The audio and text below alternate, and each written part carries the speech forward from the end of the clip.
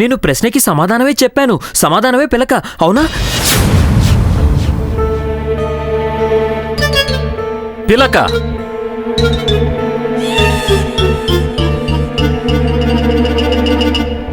సరైన సమాధానం.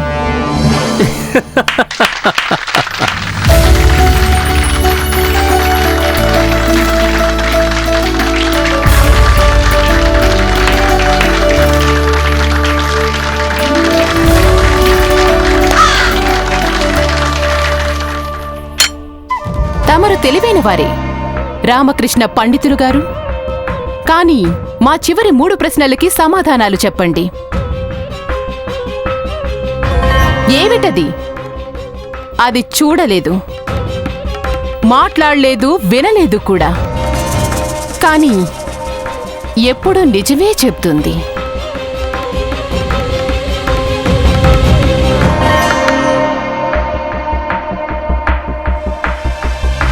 అసలు ఈ ప్రశ్నే తప్పు. అసలు మాట్లాడలేనప్పుడు నిజం మాత్రం ఎలా చెప్పగలదు?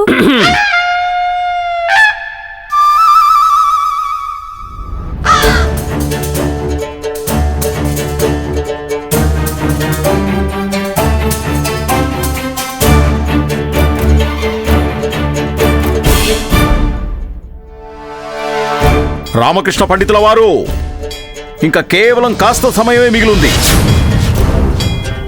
ప్రశ్నకి సమాధానం చెప్పు.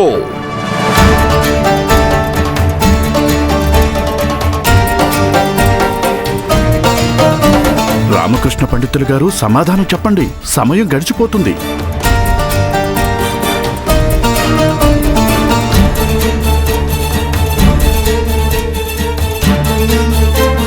అద్దం, అద్దం. అది అర్థమే. అది మాట్లాడలేదు, వినలేదు, కానీ ఎప్పుడూ నిజమే చెప్తుంది.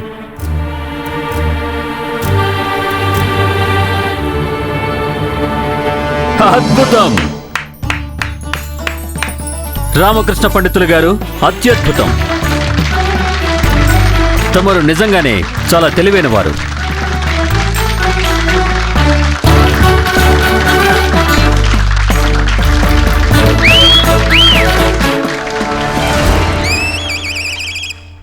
చివరిగా 2 ప్రశ్నలే మిగిలున్నాయి. మోహిని ఓడినట్టే. అంతా నా దౌర్భాగ్యం. రామకృష్ణ పండితుడో, నువ్వు సర్వనాశనమైపోవాలి.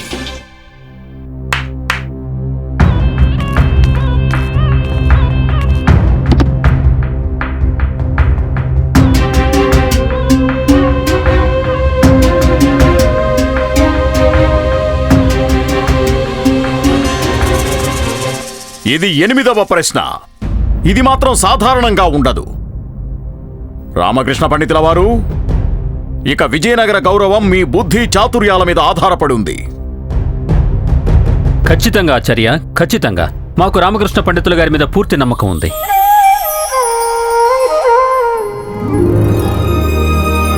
ధన్యవాదాలు మహారాజా. ఇదే కదా మా దౌర్భాగ్యం. రామకృష్ణ పండితులు గారు, తమరు వీటిలో నుంచి కేవలం ఒకే ఒక్క పాత్రని ముట్టుకోవాలి. అది కూడా కేవలం ఒక్కసారి మాత్రమే. కాని ఈ పాత్రలని ఏ వరుసలో ఉంచాలంటే ఒక నిండు పాత్ర పక్కన ఒక ఖాళీ పాత్ర ఉండాలి.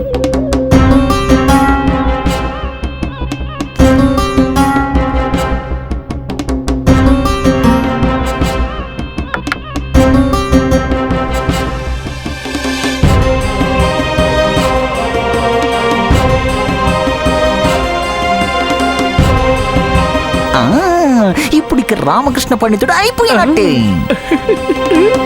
ఇది చాలా సులువు. 2వ పాత్రని 4వ స్థానంలో ఉంచండి. ఆ తర్వాత 4వ పాత్రని 2వ స్థానంలో పెట్టండి. వారు 2 పాత్రల్ని ముట్టుకుంటారు కదా. ఈ ప్రశ్న అయితే ఖచ్చితంగా తప్పే. ఇలా అయితే ఇది సాధ్యమే కాదు.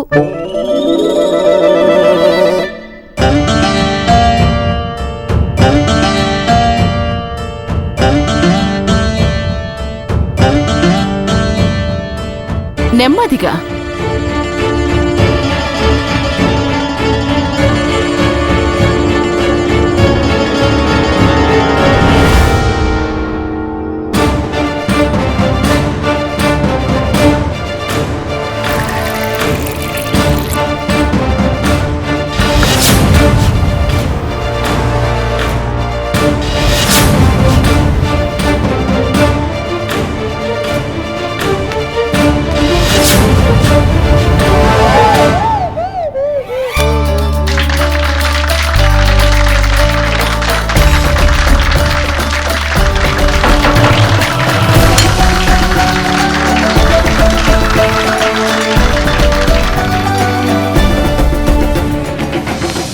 మోహినీదేవి గారు, ఇక తమ దగ్గర కేవలం ఒకే ఒక్క ప్రశ్న మిగిలుంది.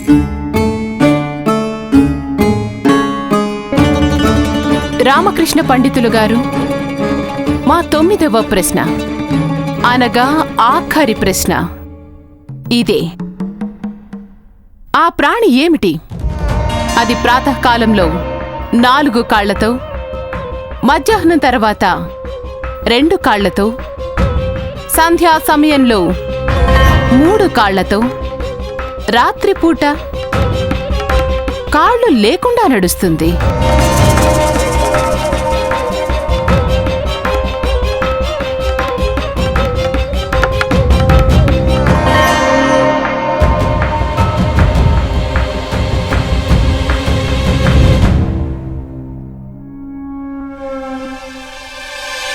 హంస. పిల్లి పిల్లి పిల్లి కాదు గాడిద గాడిద. కాదు కాదు గుర్రం గుర్రం గుర్రం. పులి. అందరూ శాంతంగా ఉండండి. మౌనంగా ఉండండి. ముయ్యండి. రామకృష్ణ పండితులు గారు, సమాధానం చెప్పండి.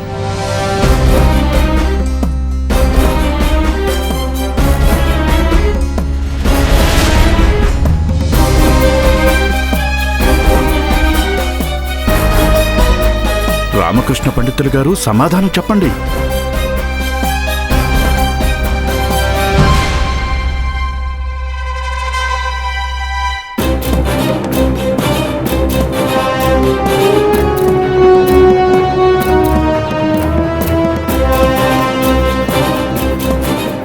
చెప్పండి చెప్పండి రామకృష్ణ పండితులు గారు, ఏదో ఒకటి చెప్పండి. రామకృష్ణ పండితులు గారు, త్వరగా సమాధానం చెప్పండి.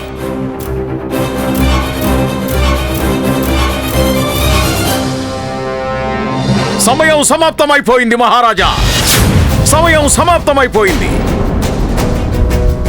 రామకృష్ణ పండితుల వారు, తమరు పోటీలో ఓడిపోయారు.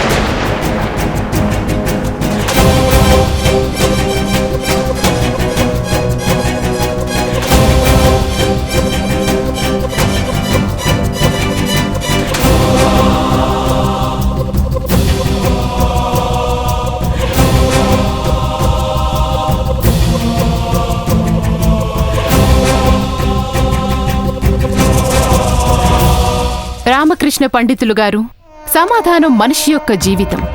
రోజులో జాములు మనిషి జీవితానికి నిదర్శనం. ప్రాతకాలం అనగా బాల్యము. ఆ సమయంలో మనిషి 4 కాళ్ల మీద నడుస్తాడు, అనగా మోకాళ్ల మీద. మధ్యాహ్న సమయం అనగా యవ్వన ప్రాయం. ఆ సమయంలో మనిషి 2 కాళ్ల మీద నడుస్తాడు. సంధ్యా సమయం అనగా వృద్ధాప్యం. ఆ సమయంలో మనిషి 3 కాళ్ల మీద నడుస్తాడు, అనగా 2 కాళ్ళు ఇంకా చేతికర్ర సహాయంతో. ఇక రాత్రి అనగా మృత్యువు. మరణించిన తరువాత మనిషికి అసలు కాళ్ల అవసరమే ఉండదు.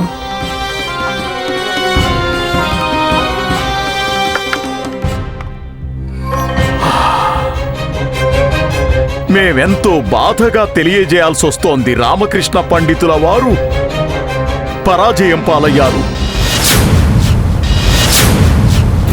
భగవంతుడా, వీరు ఎలా పరాజయం పాలయ్యారు? విజేతగా నిలిచిన వారు మోహినీదేవి. అనగా దీనికి అర్థమేమిటంటే రామకృష్ణ పండితుల వారు మోహినీదేవి గారికి దాస్యం చెయ్యటం స్వీకరించాలి.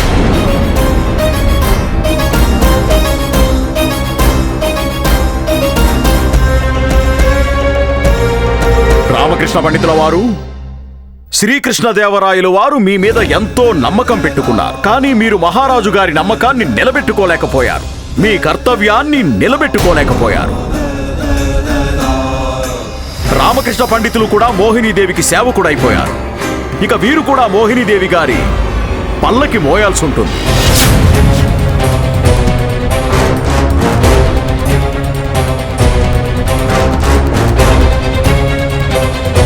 మహారాజా, 41 రోజులు పూర్తయిన తర్వాత రామకృష్ణ పండితులు నగరంలో తలెత్తుకొని తిరగలేరు. నాకైతే ఒకటే అనిపిస్తోంది, రామకృష్ణ పండితులు గారికే స్వయంగా నగరంలోకి సభకి రావాలని అనిపించకపోవచ్చు. పైగా మనం కూడా వారిని బలవంతం చెయ్యకూడదు. వీరిని సలహాదారుని పదవిలో కొనసాగమని చెప్పలేం. పైగా ఇదే వారి ఆత్మగౌరవానికి కూడా మంచిది. మనం వీరి మనోభావాలని గౌరవించి తీరాలి మహారాజా. నగరం బయట ఏదైనా ఒక కుటీరాన్ని ఏర్పాటు చేసి వారు ఉండడానికి ఏర్పాట్లు చేసి తీరాలి.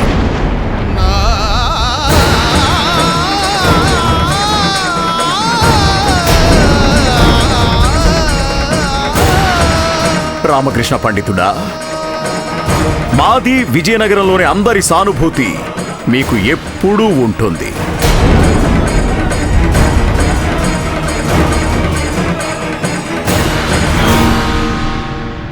మేము ఈ విశ్వంలోని ఎంతో మంది మహాపండితులని ఓడించాము, కానీ మాకు ఇంత సంతోషం ఎప్పుడూ కలగలేదు.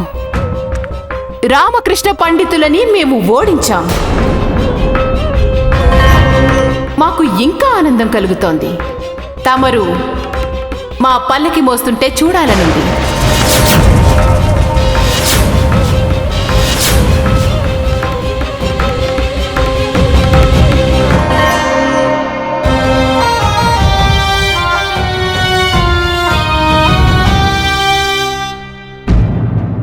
మీరేం దిగులు పడకండి. మేము తమరిని తగిన విధంగా గౌరవిస్తాం కూడా. తమని జాగ్రత్తగా చూసుకుంటాం. పైగా తమకి మా పల్లకిని ముందు నుంచని మోసే అవకాశాన్నిచ్చి గౌరవిస్తాం కూడా. అప్పుడే మా పాదాలు మీ ముఖం దగ్గర ఉంటాయి. అలా మాకు మహదానందం కలుగుతుంది.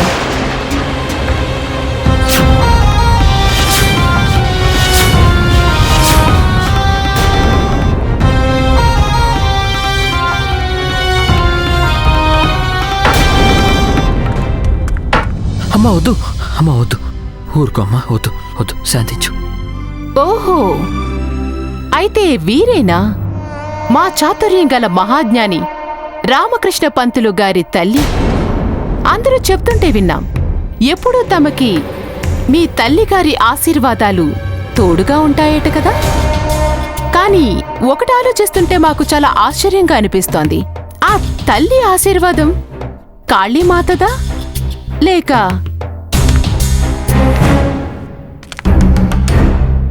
ఈ మోగ తల్లిదా?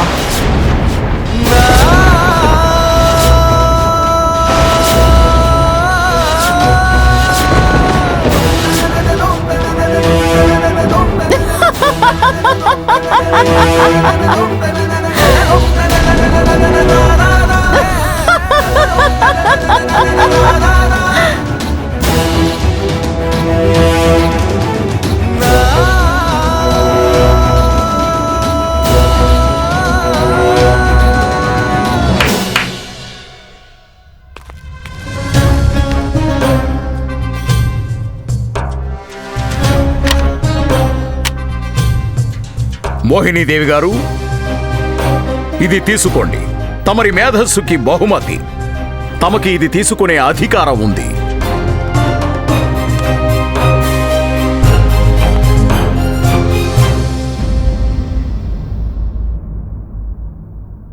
రామకృష్ణ పండితులు గారు,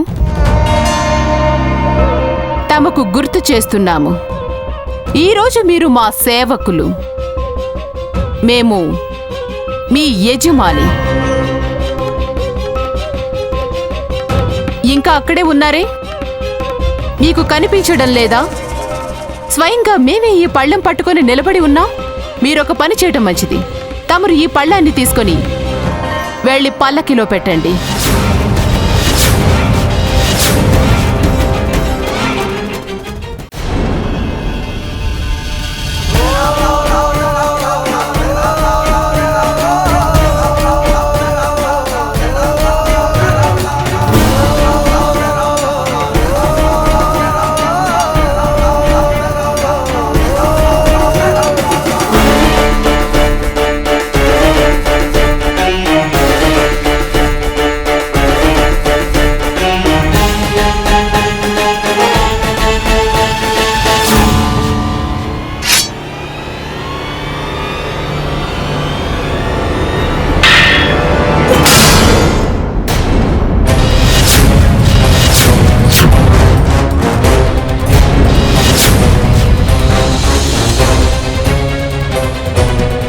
మోహినీదేవి, ఇక తమరి పోటీ కేవలం రామకృష్ణ పండితులతో మాత్రమే కాదు, ఇప్పుడు విజయనగర మహారాజు శ్రీకృష్ణదేవరాయనితో.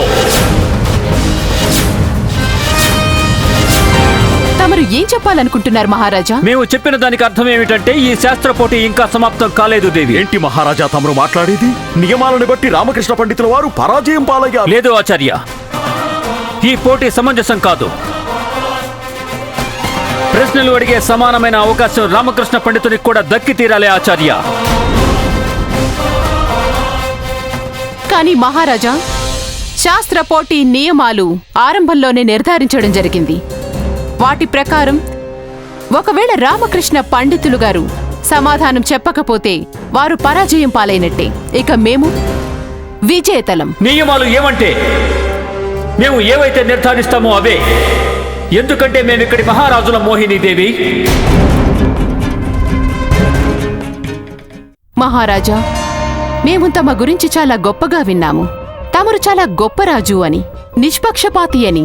కాని ఈరోజు తమరి జ్ఞాని ఒక స్త్రీ దగ్గర పరాజయం పాలైన వెంటనే తమరు కూడా పక్షపాతి అయిపోయారు.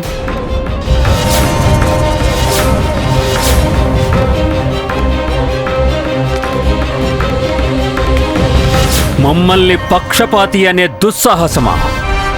మోహినీదేవి, తమరొక స్త్రీ అని తమరిని గౌరవిస్తున్నాము. మా ఆత్మగౌరవాన్ని కించపరిచే తప్పు మాత్రం మీరు చెయ్యకండి. ఈ కృష్ణదేవరాయుడు తన న్యాయపాలనకి, ధర్మపాలనకి ప్రసిద్ధి చెందినవాడు. విజయనగర రాజ్యానికి దక్షిణాన 5 శక్తివంతమైన రాజ్యాలున్నాయి. ఉత్తర దిక్కున సుల్తాన్ బాబర్. కానీ ఈ రోజు వరకు మేం మా రాజ్యాన్ని రక్షించుకోవడంలో సఫలమయ్యాం. దానికి కారణం మేం వీరులు అవ్వడం కాదు. దానికి కారణం మా ప్రజల ఆశీర్వాదం, వాళ్ళ సహకారం, వాళ్ళ నమ్మకం. ఇక్కడున్న మా సభికుల మీద, అలాగే మా మంత్రిగణం మీద మా ప్రజలకి ఎంతో నమ్మకం ఉంది. మమ్మల్ని పక్షపాతి అనే దుస్సాహసమా? మీరు ఈ తప్పు మాత్రం చేయకండి.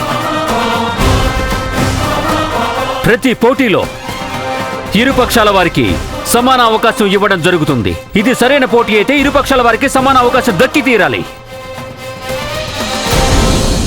ఇది మా నిర్ణయం. రామకృష్ణ పండితుల వారికి కూడా ప్రశ్నలు అడిగే సమాన అవకాశం దక్కి తీరాలి. ఎవరికి ఎటువంటి అభ్యంతరమైతే లేదు కదా?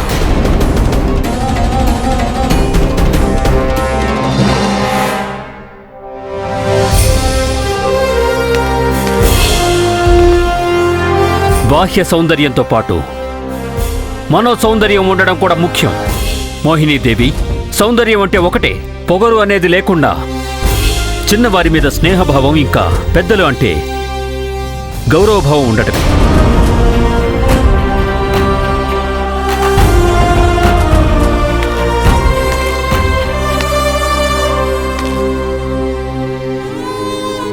తమరు వయసులో మాకంటే పెద్దవారు. మా రాజ్యసభలో తమకి అవమానం జరిగింది. అందుకు మమ్మల్ని క్షమించండి. మేము రామకృష్ణ పండితులు గారి పరాజయాన్ని స్వీకరించడం లేదు. రామకృష్ణ పండితులు మోహినీదేవిని ప్రశ్నలు అడుగుతారు. అలాగే మోహినీదేవి ఆ ప్రశ్నలకి సమాధానం చెప్పాలి. ఆ తర్వాతే నిర్ణయించబడుతుంది విజేత ఎవరు అనేది.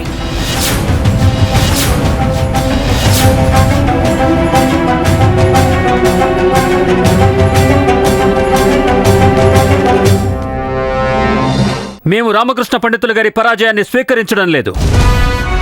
రామకృష్ణ పండితులు మోహినీదేవిని ప్రశ్నలు అడుగుతారు. అలాగే మోహినీదేవి ఆ ప్రశ్నలకి సమాధానం చెప్పాలి. ఆ తర్వాతే నిర్ణయించబడుతుంది విజేత ఎవరు అనేది. కానీ తమరు తమ అభిప్రాయాన్ని నియమాలు నిర్ధారించే సమయంలో ఎందుకు తెలియజేయలేదు? తమరు ఏం దిగులు పడకండి. ఇప్పుడు కూడా మేం తమరి నిర్ణయాన్ని స్వీకరిస్తున్నాం. మణి, నువ్వు చూస్తూ ఉండు. ఈ స్త్రీ పల్లకి ఎక్కదు, ఊరికమ్మ ఎక్కుతుంది. నిజం చెప్పావు.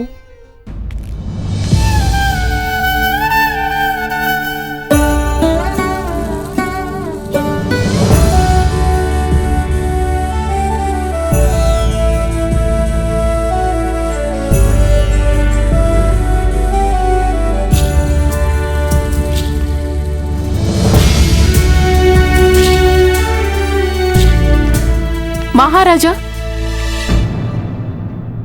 తమరు నియమాలు మార్చాలనుకుంటున్నారు కాబట్టి పురస్కారం కూడా మార్చి తీరాలి కదా. ఒకవేళ రామకృష్ణ పండితులు గారు మళ్ళీ పరాజయం పాలైతేను మాకేం దక్కుతుంది?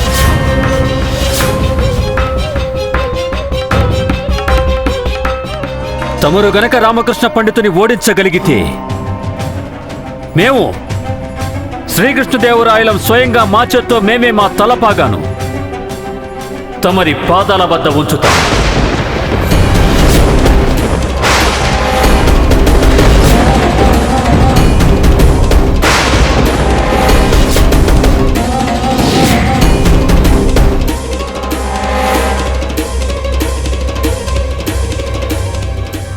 అప్పాజీ, మహారాజా, కానీ ఇదంతా మేము తీసుకున్న నిర్ణయం మారదు అప్పాజీ.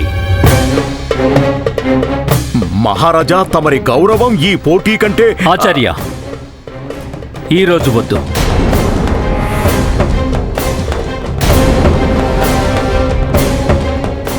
రామకృష్ణ పండితుడి కోసం మహారాజు తమ కిరీటాన్ని పణంగా పెట్టేశారు. మాకు సమ్మతమే. ఇదేంటి, ఈ కొత్త సమస్య ఆరంభమైపోయింది. కానీ మాది ఒక చిన్న విన్నపం. అది మా విన్నపం మాత్రమే కాదు, మా కోరిక కూడా. ఈ పోటీ విజయనగర ప్రజల సమక్షంలో జరగాలి. మేము సభాముఖంగా ప్రకటిస్తున్నాము, రేపు ప్రాతకాలాన సమస్త విజయనగర ప్రజలందరి సమక్షంలో ఈ పోటీ జరుగుతుంది. అక్కడ రామకృష్ణ పండితులు గారు మోహినీదేవిని ప్రశ్నలు అడుగుతారు. ఇక తమరు మోహినీదేవి వాటికి సమాధానాలు చెప్పి తమరి మేధస్సును నిరూపించుకోవాలి.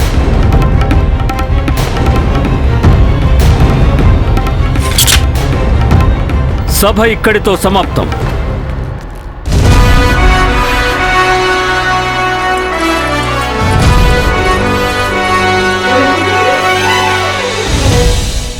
నిజంగానే రేపు విజయనగర చరిత్రలోనే ఒక ముఖ్యమైన రోజవుతుంది. రేపు మహారాజు శ్రీకృష్ణదేవరాయల వారి కిరీటం మా పాదాల వద్ద ఉంటుంది. ఇక తమరు రామకృష్ణ పండితులు గారు, తమరు మాకు సేవకుడవుతారు, జీవితాంతం సేవకుడిగా.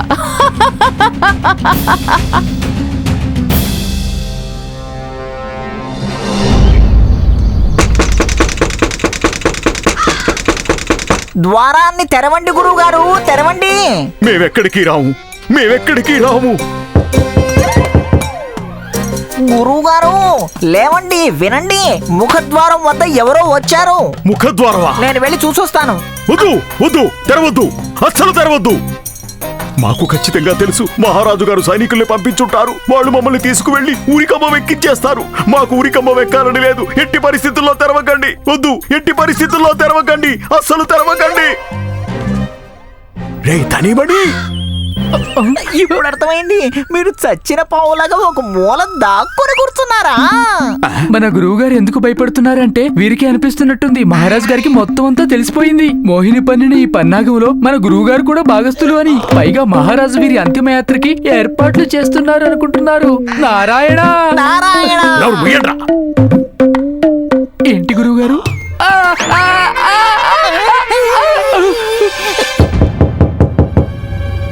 వద్దు, తలుపు తెరవద్దు. వద్దు. గురువు గారు మీరెందుకు భయపడుతున్నారు? ఎవరైనా సరే మేము వారిని ద్వారం వద్దే ఆపేస్తాం. వారిని లోపలికి మాత్రం అస్సలు రానివ్వం. వెళ్ళండి. మీరేంటి ఇక్కడ? ఇక్కడే ఆగండి. తమకేం కావాలి? ఆగండి, చెప్పేది మీకే. మీరు ఇక్కడే ఆగండి. తమరు లోపల రావడానికి వీల్లేదు. ఎక్కడున్నారు ఆచార్య, తాతాచార్య? తమరు ఎక్కడున్నారు? వారు ఎక్కడున్నారు? మా గురువు గారే స్వయంగా చెప్పారు, వారు లోపల లేరు. మా గురువు గారు దాక్కుండిపోయారు. మీరు ఏం చెప్తున్నారు? వారు దాక్కున్నారా? అయ్యో భగవంతుడా, ఇటువంటి మూర్ఖుల్ని ఎందుకయ్యా ఎందుకయ్యా మాకు శిష్యుల్ని చేశావు? మేం చెప్పిన దానికి అర్థం ఏంటంటే మా గురువు గారు ధ్యానంలో ఉన్నారు. వారు రావటానికి కాస్త సమయం పడుతుంది. దాక్కున్న తమరి ఆచార్యుల వారికి తెలియజేయండి. మేం వెళ్ళిపోతున్నాం. మేమికెప్పుడు తిరిగి రామని చెప్పండి. బహుశా ఇంకెప్పుడు కలవకపోవచ్చు. వెళ్ళిపో వెళ్ళిపో వెళ్ళిపో వెళ్ళిపో వెళ్ళిపో.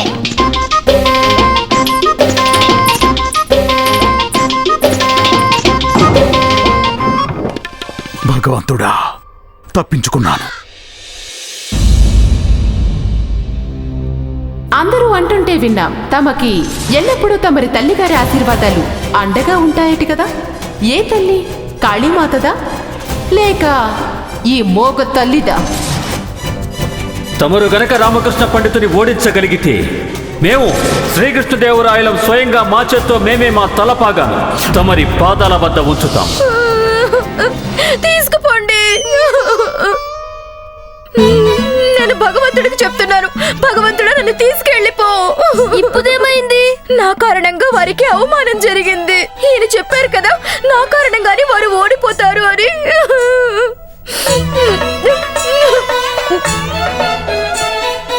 శారదా, నేనేదో నిన్ను కోపంలో అన్నానంతే. ఇదంతా మీరు నన్ను బుజ్జగించడానికి చెప్తున్నారంతే. నేను మిమ్మల్ని ఇబ్బంది పెట్టకుండా ఉండుంటే ఇదంతా జరుగుండేది కాదు. ఇదంతా నా తప్పే. మీరు అధ్యయనం చేస్తున్నప్పుడు నేను మధ్యలో మాట్లాడకుండా ఉండాల్సింది. అత్తయ్య, మళ్ళీ చేయండి. మా కళ్ళల్లో కన్నీరు ఉండడం చేత మాకు ఏవి సరిగ్గా కనిపించడం లేదు. అలే అమ్మ కోసం ఇప్పుడు నువ్వు కొత్తగా ఏ మధ్యాహ్నం చేయాలి అంది. సరే సరే, ఇక చాలు, నువ్వు ఏడవకు. నేను నిన్ను క్షమించేశాను. క్షమించారా? అంటే మేము తప్పు చేసామనే కదా. మీరు నన్ను క్షమించారు. మీరెంత మంచివారో. నేనే చెడ్డదాన్ని. అత్తయ్య కూడా నా కారణంగా ఆ మోహిని చేతులు ఎంతో అవమానపడాల్సి వచ్చింది. అత్తయ్య, నన్ను క్షమించండి. తను నీ గురించి దిగులు పడుతుంది, అందుకే ఇలా చేస్తుంది. నువ్వు తన గురించి ఏం దిగులు పడకు. శారదని నేను చూసుకుంటాను. నువ్వు ఆలయానికి వెళ్ళు, అధ్యయనం చెయ్యి. అక్కడ శాంతి ఉంటుంది. శాంతి? శాంతి ఎవరు? అక్కడ వాతావరణం శాంతిగా ఉంటుందనా? అలాగా, చక్కగా అధ్యయనం చేసుకోగలుగుతావు. కాళీమాత ఆశీర్వాదం కూడా ఉంటుంది.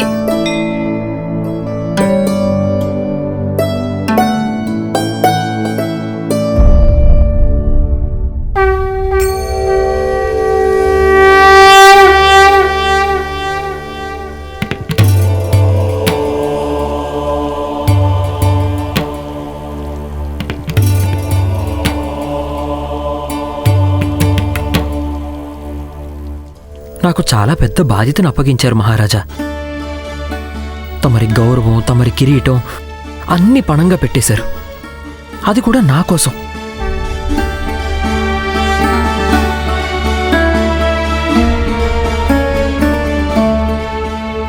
ఈ విధంగా ఒంటరిగా కూర్చుంటే అధ్యయనం చేయడం సాధ్యం కాదమ్మా. ఎవరైనా తోడుగా ఉంటే ఈ పని ఇంకా సులువుగా ఉంటుంది. రామకృష్ణ పండితులు గారు,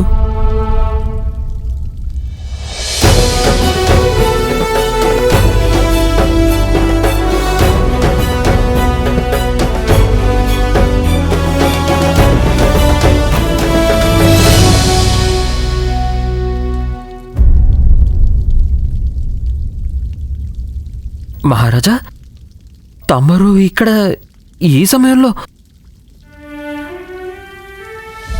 కాళీమాతకి జై. మాకు తెలుసు రామకృష్ణ పండితులు గారు, ఈరోజు రాజ్యసభలో ఏదైతే జరిగిందో దాని తర్వాత తమకి అధ్యయనం మీద ధ్యాస పెట్టడం అనేది కొంచెం కష్టంగా ఉండొచ్చు. అందుకే తమకి సహాయం చేయడానికి వచ్చాం. అది తమకు అభ్యంతరం లేకపోతేనే. నన్ను క్షమించండి మహారాజా. ఈరోజు సభలో ఓడిపోయి నేను తమని ఇటువంటి పరిస్థితిలోకి తీసుకొని వచ్చాను. రామకృష్ణ పండితులు గారు, మాకు చాలా బాగా తెలుసు తమరు ఎంతటి సమర్థులో. మేము ఎప్పుడూ ఒక్క క్షణం కూడా తమరి యోగ్యతని సందేహించలేదు. తమరు మా గౌరవం. తమరు ఓడిపోనేలేదు.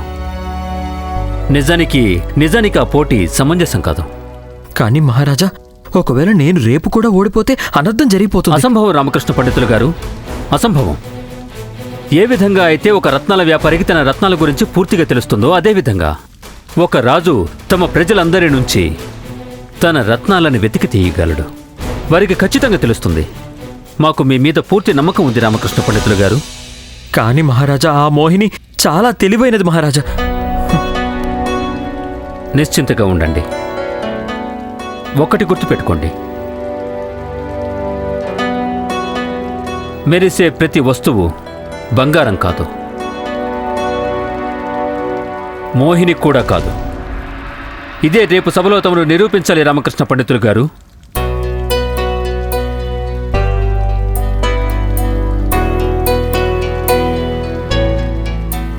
రామకృష్ణ పండితులు గారు, మేము తమకు సహాయం చేయడానికి ప్రయత్నిస్తున్నాం. కానీ ఒకవేళ మేము ఇక్కడ ఉండడం వల్ల తమరు అధ్యయనం చేయడానికి ఇబ్బందిగా ఉంటే మేమిక్కడి నుంచి వెళ్ళిపోతాము. లేదు మహారాజా, అలాంటిదేమీ లేదు. తమరి రాకతో నా ఆత్మవిశ్వాసం ఇంకా పెరిగింది. తమరు కూర్చోండి. నేను మిమ్మల్ని ఎక్కడ కూర్చోబెట్టను?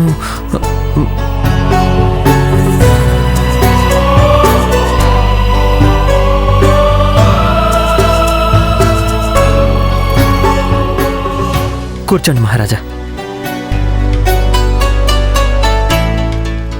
రామకృష్ణ పండితులు గారు, మాకు చాలా సంతోషంగా ఉంది.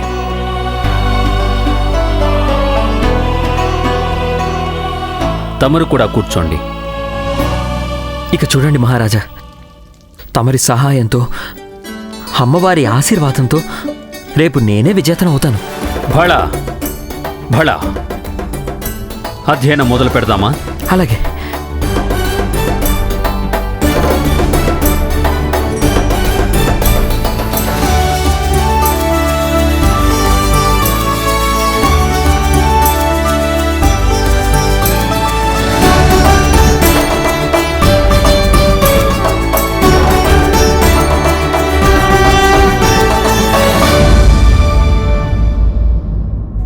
మాకు రావాలని లేదు, మాకు రావాలని లేదు. మేమెక్కడికి వెళ్ళం, మేమెక్కడికి వెళ్ళం.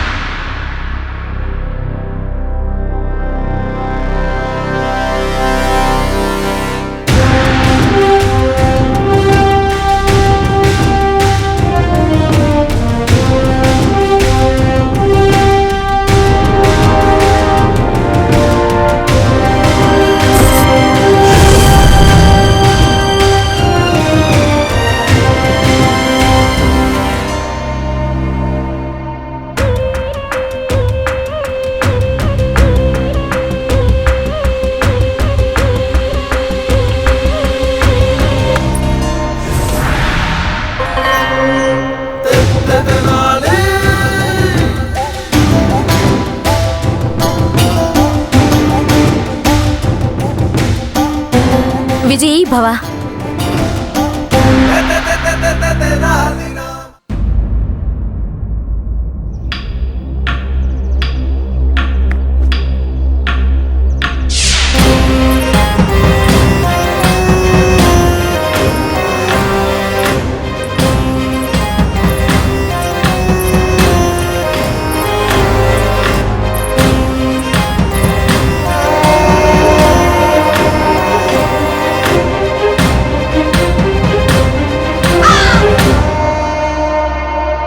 మొత్తం అందరూ వచ్చేశారు.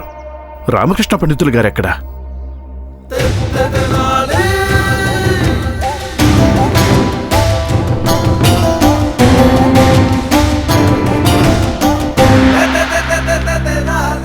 ప్రణామాలు మంత్రి గారు. ప్రణామాలు గురుదేవా. ప్రణామాలు మోహినీదేవి. మీరందరూ మీ మీ స్థానాల్లో ఆసీనులు కండి.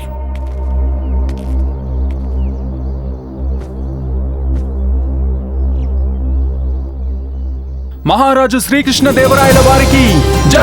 మహారాజు శ్రీకృష్ణదేవరాయల వారికి జై! మహారాజు శ్రీకృష్ణదేవరాయల వారికి జై! మహారాజు శ్రీకృష్ణదేవరాయల వారికి జై! మహారాజు శ్రీకృష్ణదేవరాయల వారికి జై! మహారాజు శ్రీకృష్ణదేవరాయల వారికి జై! మహారాజు శ్రీకృష్ణదేవరాయల వారికి జై!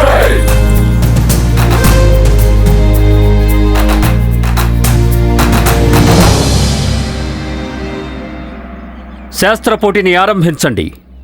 మహారాజా, ఏ విధంగా అయితే మోహినీదేవి అడిగిన ప్రశ్నలకి సమాధానం చెప్పడానికి రామకృష్ణ పండితులకి సమయాన్ని నిర్ధారించడం జరిగిందో, సరిగ్గా అలానే రామకృష్ణ పండితుల వారు అడిగే ప్రశ్నలకి సమాధానం చెప్పడానికి మోహినీదేవి గారికి కూడా సమయాన్ని నిర్ధారించడం జరిగింది. రామకృష్ణ పండితులు గారు, ప్రశ్నలు అడగడం ఆరంభించండి.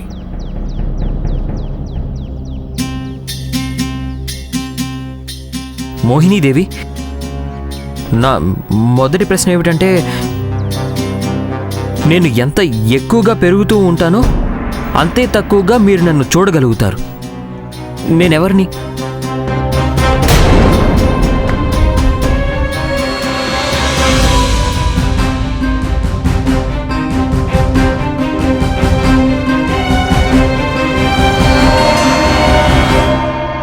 అందుకు సమాధానం అంధకారం.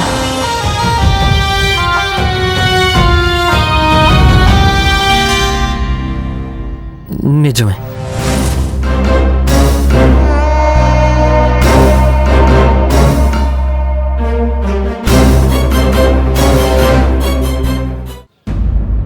ఇప్పుడు నా రెండవ ప్రశ్న.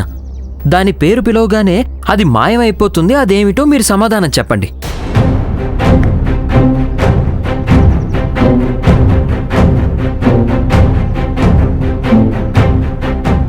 దయచేసి ప్రశ్న మళ్ళీ అడగండి. పేరు పిలవగానే అది మాయమైపోతుంది, దాని పేరేమిటో మీరు చెప్పండి. అసలు ఇదేం ప్రశ్న? విశ్వంలో అటువంటిది ఏమీ ఉండనే ఉండదు. గురువుగారు, తమ మానసిక పరిస్థితి బాగుందా లేదా? రామ పేరు తలుచుకోగానే మాయమైపోతాడు.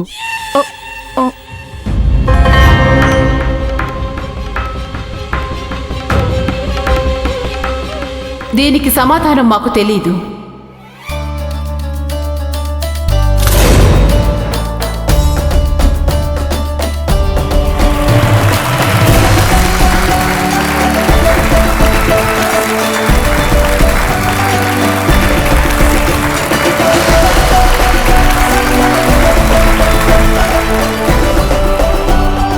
దానికి సమాధానం మౌనం, అనగా శాంతి.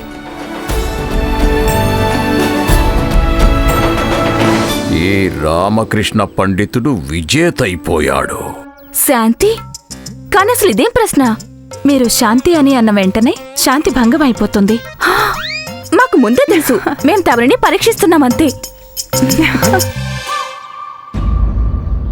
రామకృష్ణ పండితులు గారు, అద్భుతం. ఏమిటి మోహినీదేవి గారు, మీరు ప్రశ్నకి సమాధానం చెప్పలేకపోయారు, అనగా తమరు ఓడిపోయారు. తమరు పరాజయాన్ని స్వీకరిస్తున్నారా? ప్రభు, క్షమించండి, కానీ నా అభిప్రాయం ప్రకారం మోహినీదేవి గారికి మరొక అవకాశం ఇచ్చి తీరాలి. నేను కూడా వీరి చివరి ప్రశ్నకి సమాధానం చెప్పలేకపోయాను కదా. అత్యంత నిష్పక్షపాతంగా చెప్పారు రామకృష్ణ పండితులు గారు. మోహినీదేవి, ఈ అవకాశాన్ని మాత్రం వదులుకోవద్దు. రామకృష్ణ పండితులు గారు, మీరే స్వయంగా మీ కాళ్ల కింద గోతులు తవ్వుకున్నారు. ఇప్పుడు చూడండి నేనేం చేస్తాను.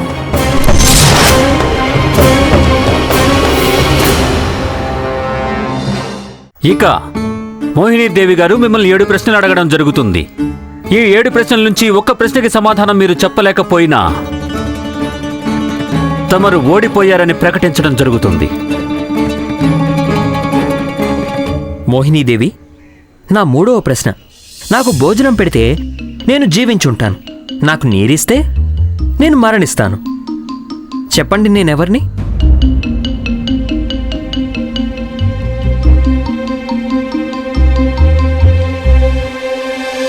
ఈ ప్రశ్నకు కూడా మాకు సమాధానం తెలీదు.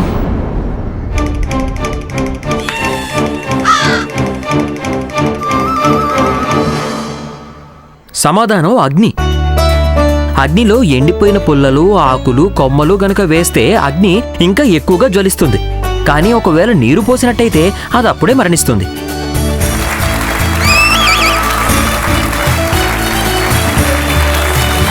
మహారాజా, ఇప్పుడు చెప్పాలంటే మోహినీదేవి నేను అడిగిన 2 ప్రశ్నలకి సమాధానం చెప్పలేకపోయారు. అనగా నేనే విజేతని. ఏమంటారు గురుదేవా? నేను చెప్పింది నిజమే కదా? నిజమే నిజమే, తమరు చెప్పింది నిజమే. రామకృష్ణ పండితులు విజేతగా నిలిచారు. ఇక మేం చెప్పిన దానికి అర్థం మోహినీదేవి. గురుదేవా, మోహినీదేవి మన అతిథి. మరీ అంత నిర్దయగా ఉండకండి. అసలు తమరేం చెప్పాలనుకుంటున్నారు రామకృష్ణ పండితుల వారు? మనం మన అతిథికి ఖచ్చితంగా మరొక అవకాశం ఇచ్చి తీరాలి.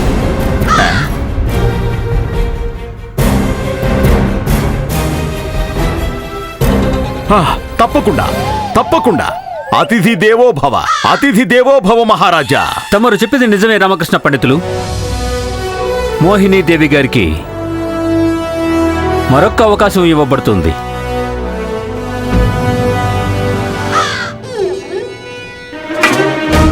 మరొక అవకాశమా? విన్ని ఇంటికి రానివ్వు. కాళ్ళు విరగొట్టి చేతిలో పెడతాను. మోహినీదేవి, నేనిప్పుడు తమరిని ఏదైతే ప్రశ్న అడగబోతున్నానో అందుకు సమాధానం మీ చుట్టుపక్కలే ఉంటుంది. ఇక్కడే, ఇదే ప్రాంతంలో. నా శరీరానికి 2 భాగాలున్నాయి. 2 ఒకదానితో ఒకటి ముడిపడి ఉన్నాయి. నేను ఎంత స్థిరంగా ఉంటానో అంతే వేగంగా పరిగెడతాను కూడా. చెప్పండి, నేనెవర్ని?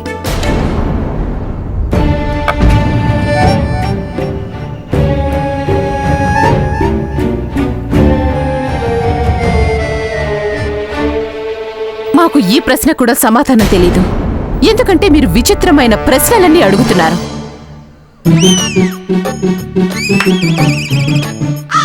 రామకృష్ణ పండితుల వారు, మీరే అన్నారు కదా ఈ ప్రశ్నకి సమాధానం రాజ్యసభలోనే ఉందని.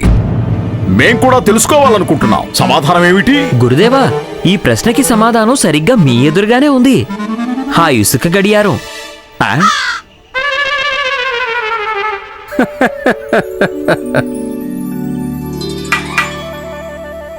అయ్యో భగవంతుడా, సమాధానం మా ఎదురుగానే ఉంది, కానీ మాకే తెలియలేదు. అయితే ఈ పోటీలో విజేత రామకృష్ణ పండితులు. ఎందుకంటే రామకృష్ణ పండితులు 9 ప్రశ్నల్లో 8కి సమాధానాలు చెప్పారు. కానీ మోహినీదేవి గారు రామకృష్ణ పండితులు అడిగిన 4 ప్రశ్నల్లో కేవలం ఒక్కదానికి మాత్రమే సమాధానం చెప్పగలిగారు. కాబట్టి రామకృష్ణ పండితులు గారు సంపూర్ణంగా నిజమైన విజేతగా నిలిచారు.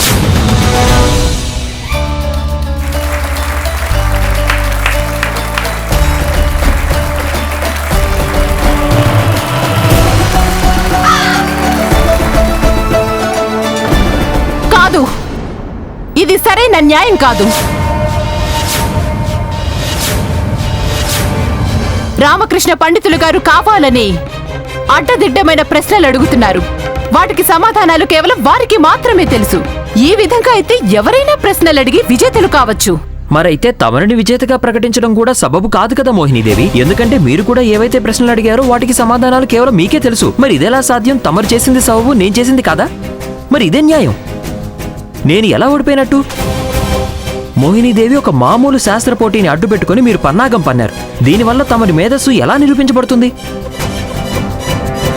సరే కానివ్వండి, నేను తమకి మరొక అవకాశాన్ని ఇస్తున్నాను. అది పక్షపాతం లేకుండా. ఒకవేళ ఈసారి కూడా తమరు విజేతగా నిలిస్తే నేను జీవితాంతం శాశ్వతంగా మీ సేవకుణ్ణి అయిపోతాను.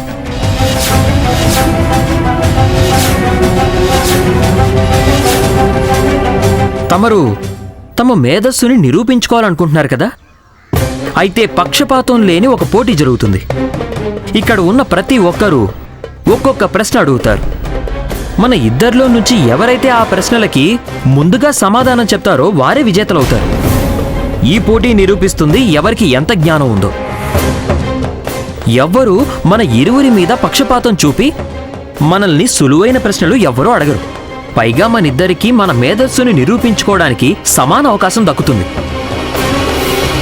ఇందుకుగాను నాకు మహారాజుల వారి అనుమతి కావాలి. ఖచ్చితంగా మంత్రి గారు.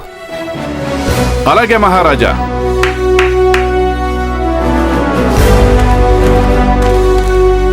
ఆ గంటలు ఇరువురికి అందజేయండి. ప్రశ్న అడిగిన తరువాత ఇద్దరిలో ముందుగా ఈ గంటను ఎవరు మోగిస్తారో వారికి ఆ ప్రశ్నకి సమాధానం చెప్పే అవకాశం దక్కుతుంది. చెప్పండి మోహినీదేవి గారు, మీరీ పోటీకి సమ్మతిస్తున్నారా లేక తమ ఓటమిని స్వీకరిస్తున్నారా? ఎప్పటికీ జరగదు.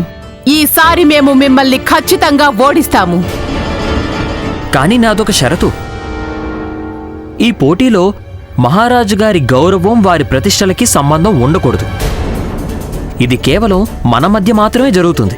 ఇది మీకొక అవకాశం తమరి ప్రతిష్టని మళ్ళీ నిరూపించుకోవడానికి.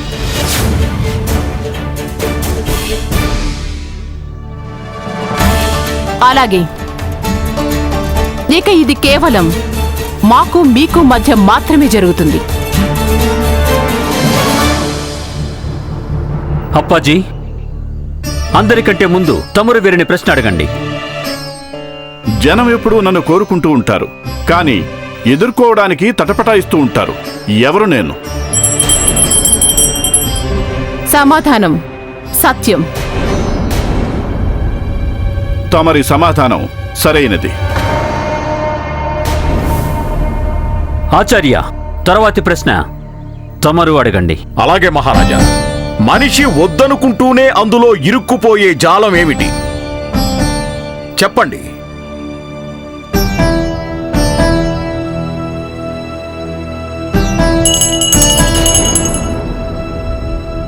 మోహజాలం గురుదేవా.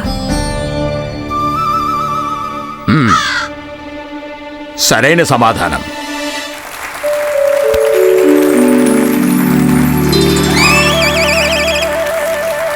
అమ్మగారు, తర్వాతి ప్రశ్న తమరు అడగండి. ఏంటది? దాన్ని ముట్టుకోకుండానే ముక్కలు చేసేయచ్చు.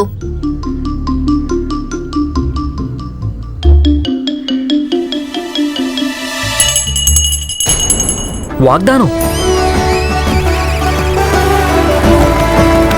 భలా భలా రామకృష్ణ పండితులు గారు.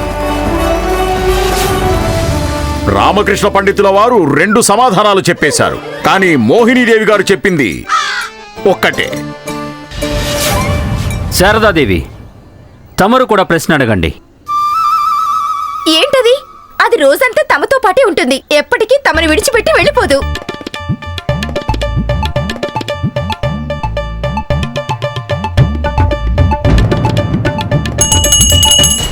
సమాధానం నీడ. మన నీడ ఎప్పుడూ మనల్ని విడిచిపెట్టి వెళ్ళదు. సరైన సమాధానం.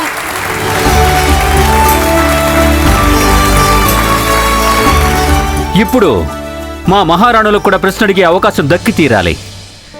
ఇంతకీ ఏమిటా పదం? దాని ఉచ్చారణ ఎప్పుడూ తప్పుగానే ఉంటుందా? తప్పు. తమరి ఉద్దేశం ఏమిటి? ప్రశ్న తప్పనా? మహారాణి గారు తప్పనా? అయ్యో లేదు లేదు గురుదేవా, ప్రశ్నలోనే సమాధానం కూడా ఉంది. ఈ ప్రశ్నకి సమాధానమే తప్పు. మాకు సరైన సమాధానం చెప్పాలి. రామకృష్ణ పండితులు గారు చెప్పింది నిజమే. ఈ ప్రశ్నకి సమాధానం తప్పు. ఎందుకంటే కేవలం తప్పు అనే ఒకే ఒక పదం, దాని ఉచ్చారణ కూడా తప్పుగానే ఉంటుంది. అవునవును అవును మహారాజా. రామకృష్ణ పండితులు గారు, సరైన సమాధానం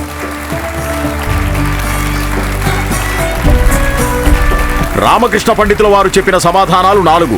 ఇక మోహినీదేవి 1. మహారాజా, ఇక తమరు కూడా ప్రశ్న అడగండి. లేదు, మేము ప్రశ్న అడగలేము.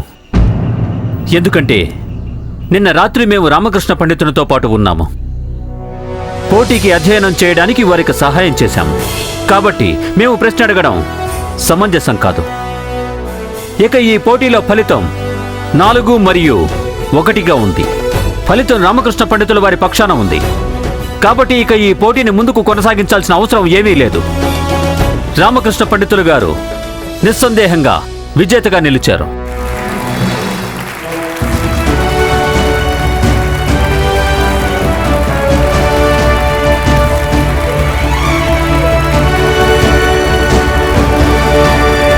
మేము ఈ పోటీని ఎట్టి పరిస్థితుల్లోనూ ఒప్పుకోలేము. ఇదసలు నిష్పక్షం కానే కాదు. ఇక్కడున్న అందరికీ రామకృష్ణ పండితులు బాగా తెలుసు. వారితోనే ఉంటారు. ఎవరైనా ఒక వ్యక్తి వీరిని అస్సలు తెలియని వారు ప్రశ్న అడిగితే సమాధానం మేము చెప్పలేకపోతే అప్పుడే మేము మా పరాజయాన్ని స్వీకరిస్తాము.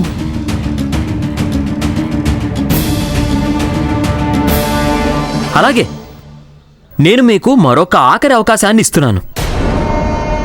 మరొక్క ప్రశ్న అడగడం జరుగుతుంది. ఒకవేళ మోహినీదేవి ఆ ప్రశ్నకి సమాధానం చెప్పి నేను చెప్పలేకపోతే నేను వెంటనే నా పరాజయాన్ని స్వీకరిస్తాను. ఇక్కడే నా తల వచ్చి మోహినీదేవి పాదాలని తాకి వారి దాస్యాన్ని కూడా స్వీకరిస్తాను. ఏ వ్యక్తి అయితే ప్రశ్న అడుగుతారో వారు విజయనగర రాజసభికులు కూడా కాకూడదు, నా కుటుంబంలోని వారు కూడా కాకూడదు. మహారాజా, నేను తమకు విన్నవించుకుంటున్నాను. ఈ పోటీ సరైన పోటీగా నిలవాలంటే ఆ 8 మంది పండితులు ఎవరైతే మోహినీదేవి పల్లకిని మోస్తున్నారో వారిలో ఒకరు ప్రశ్న అడగాలి. ఒకవేళ మోహినీదేవి ఆ ప్రశ్నకి సమాధానం చెప్తే అప్పుడు నేను నా పరాజయాన్ని స్వీకరిస్తాను. ఇక ఇదే మోహినీదేవికి ఆఖరి అవకాశం. రామకృష్ణ పండితుడే స్వయంగా తన చితిని పెట్టుకున్నట్టు అనిపిస్తోంది. విజయం సాధించాడు. ఇప్పుడు తన బుద్ధిని ఉపయోగించి పరాజయం పాలవుతాడు. సమ్మతమే. సంధ్యా సమయం తర్వాత మహాపండితుల్ని ప్రశ్న అడగటానికి ఇక్కడికి తీసుకురావడం జరుగుతుంది.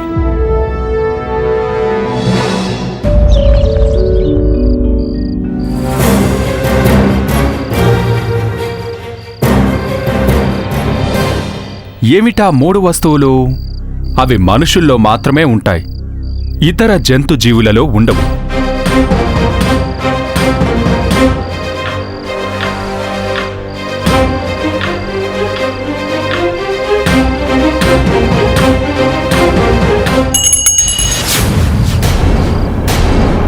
రామకృష్ణ పండితులు గారు, మేధాశక్తి, కల్పనాశక్తి మరియు వాణిశక్తి. రామకృష్ణ పండితులు గారు, తమరి సమాధానం సరైనది.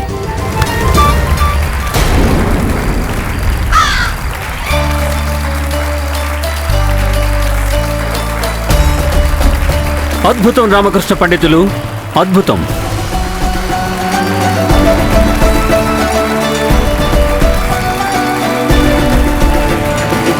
శాంతించండి, శాంతించండి. మోహినీదేవి, తమరు పోటీలో ఓడిపోయారు. తమరు రామకృష్ణ పండితులని తమ సేవకుణ్ణి చేసుకోవాలనుకున్నారు. కానీ ఇప్పుడు రామకృష్ణ పండితులు తమకి సరైన శిక్ష విధిస్తారు.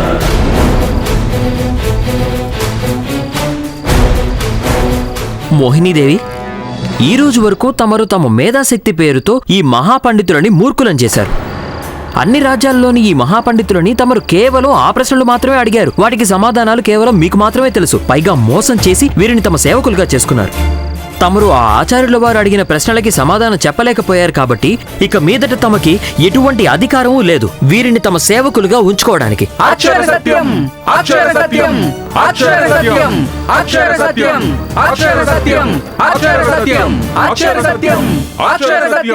గుర్తుపెట్టుకోండి, ఈ ప్రపంచంలో ఏ వ్యక్తి అయితే తనకి ఈ ప్రపంచంలోని జ్ఞానం అంతా తనకి మాత్రమే తెలుసనుకుంటాడో అతనికి మించిన మూర్ఖుడు మరొకడు ఉండడు. ఒక సాధారణమైన అజ్ఞాని పక్షి కూడా ఆకాశంలో ఎగరగలుగుతుంది. కానీ ఎంతో జ్ఞానం ఉన్న మనుషులు ఎందుకు ఈ భూమి మీదే నడవాలని రాసిపెట్టుంది?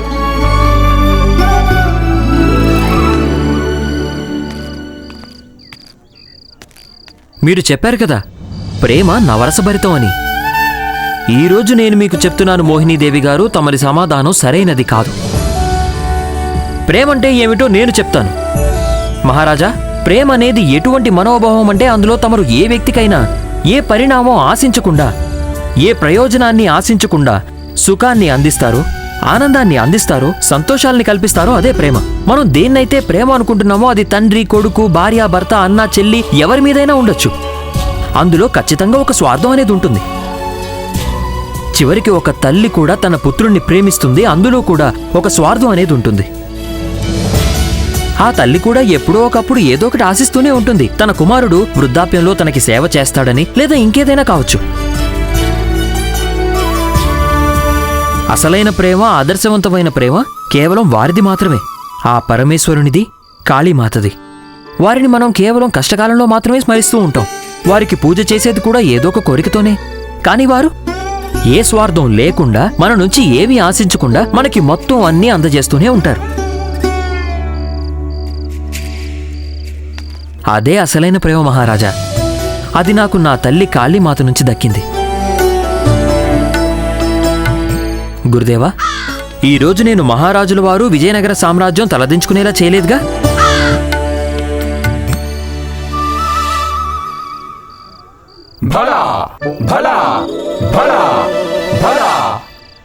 రామకృష్ణ పండితులు గారు, మేము మీకు శుభాకాంక్షలు తెలుపుతున్నాము.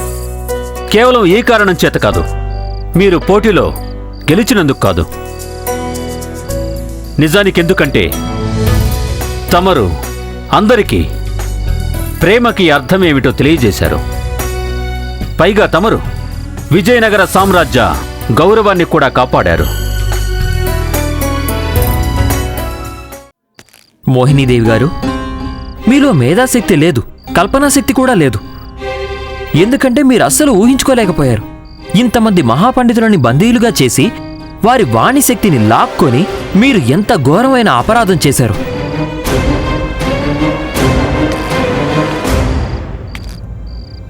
తమరు తమ సౌందర్యాన్ని చూసుకొని గర్వపడుతున్నారు కదా.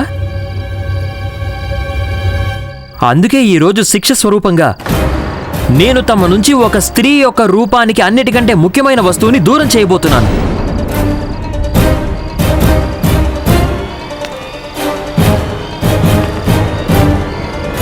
తమరి కేశాలు.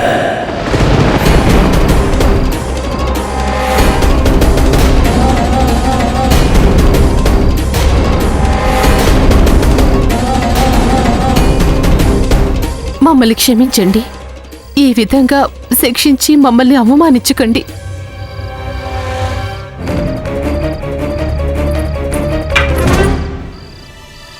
కేశాలు కేవలం స్త్రీ సౌందర్యానికి మాత్రమే ప్రతీక కాదు, అవి స్త్రీ గౌరవానికి ప్రతీక కూడా. నాకస్సలు తెలీదు, నా పెంపకం ఇంత నీచంగా ఆలోచిస్తుందనుకోలేదు. నీకు ఒక స్త్రీని గౌరవించడం కూడా నేర్పించలేకపోయాను. నువ్వు నా పుత్రుడివే అయితే మోహినీదేవికి ఈ శిక్ష నుంచి విముక్తి కలిగించు, తనని క్షమించు.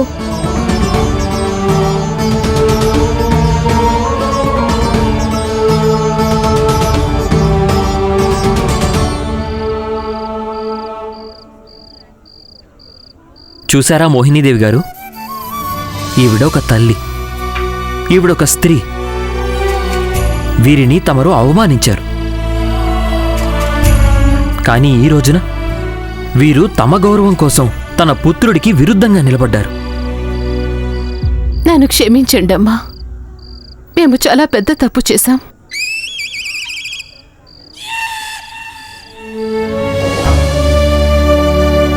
రామకృష్ణ పండితులు గారు, ఈరోజు తమ కారణంగా ఈ పండితులందరూ విముక్తి పొందారు. మోహినీదేవి తమకి క్షమాపణ దక్కాలి అంటే మీరు ఈ మహాపండితుల దాస్యాన్ని స్వీకరించి వాళ్ళందరితో ఎన్ని రోజులైతే సేవ చేయించుకున్నారో అన్ని రోజులు తమరు కూడా వారికి సేవ చేయాల్సి ఉంటుంది. మాకు సమ్మతమే. తమరు కూడా మమ్మల్ని క్షమించండి.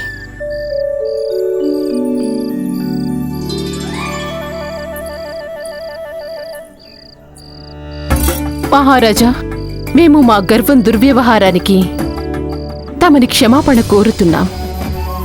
మమ్మల్ని క్షమించండి.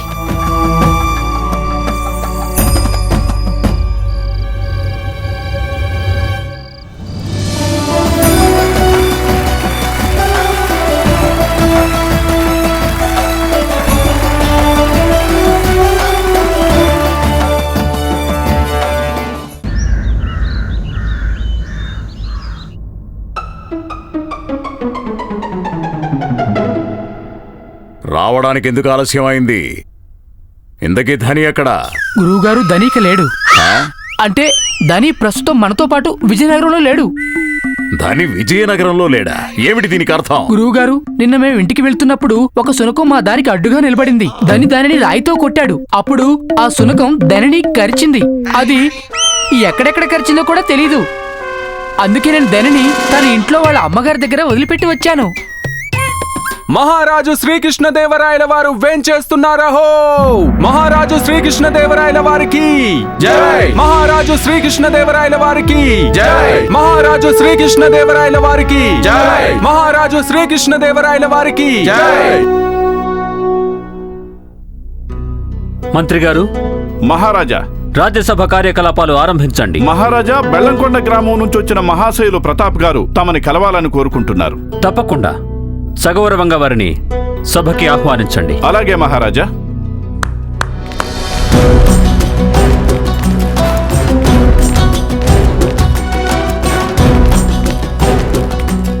ప్రణామాలు మహారాజా. ప్రణామాలు మహారాజా. ఏమిటి తమరి సమస్య? మహారాజా, నేను పేదరికంలో ఉన్న ఒక పేద బ్రాహ్మణుణ్ణి. ఎంత పేదరికంలో ఉన్నానంటే పేదరికం కూడా నాకు భిక్షం వేసి వెళ్ళిపోతుంది. అప్పాజీ, మహారాజా, ఈ మహాశయునికి రాజకోశాగారం నుంచి ధనం తీసుకొచ్చివ్వండి. వద్దు వద్దు మహారాజా, నా సమస్య ధనం కాదు. మరి తమరి సమస్య ఏమిటి? మహారాజా, నాకు ఒక రూపవతి, గుణవతి, ఎంతో సిగ్గుపడే సుప్రియ అనే కుమార్తె ఉంది. తమరి కుమార్తె తమరికి సమస్య? లేదు లేదు మహారాజా, నాకు కుమార్తె సమస్య కాదు. నేను తనకి వివాహం జరిపించాలి. వివాహాన్ని నిశ్చింతగా జరిపించండి. నిశ్చింతగా జరిపించండి. ఈ వివాహానికి కావలసిన ఏర్పాట్లు మరియు ఖర్చులు రాజకోశాగారం నుంచి ఇవ్వడం జరుగుతుంది. పుత్రిక వివాహం సమస్యగా ఉండకూడదు.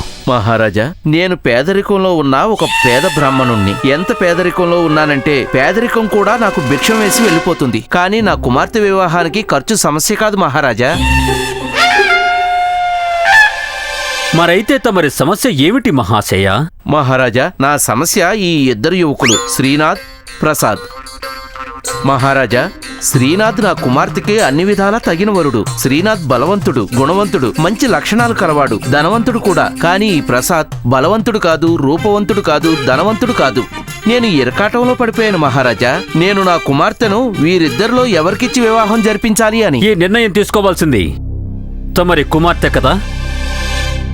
పైగా మీకు తెలిసే ఉంటుంది కదా, విజయనగర రాజ్యంలో కన్య అనుమతి లేకుండా వారికి వివాహం చేయడం అపరాధమని. మహారాజా, నేను పేదరికంలో ఉన్న ఒక బ్రాహ్మణుడు. రాజసభలోని అందరికీ తెలిసింది తమరు పేదరికంలో ఉన్నారు అని. ఎంత పేదరికంలో ఉన్నారంటే పేదరికం కూడా మిమ్మల్ని పేదరికం అని చెప్పి చేతిలో భిక్ష పెట్టి వెళ్ళిపోతుంది. సమస్య ఏంటో చెప్పండి. మహారాజా, సమస్య ఏంటంటే నా కుమార్తె ఒకటి చెప్పింది. మహారాజు గారు ఎవరిని నిర్ణయిస్తే వారినే తన వివాహం చేసుకుంటుందట. ఇప్పుడు మేము వివాహాలు కూడా నిశ్చయించాలా?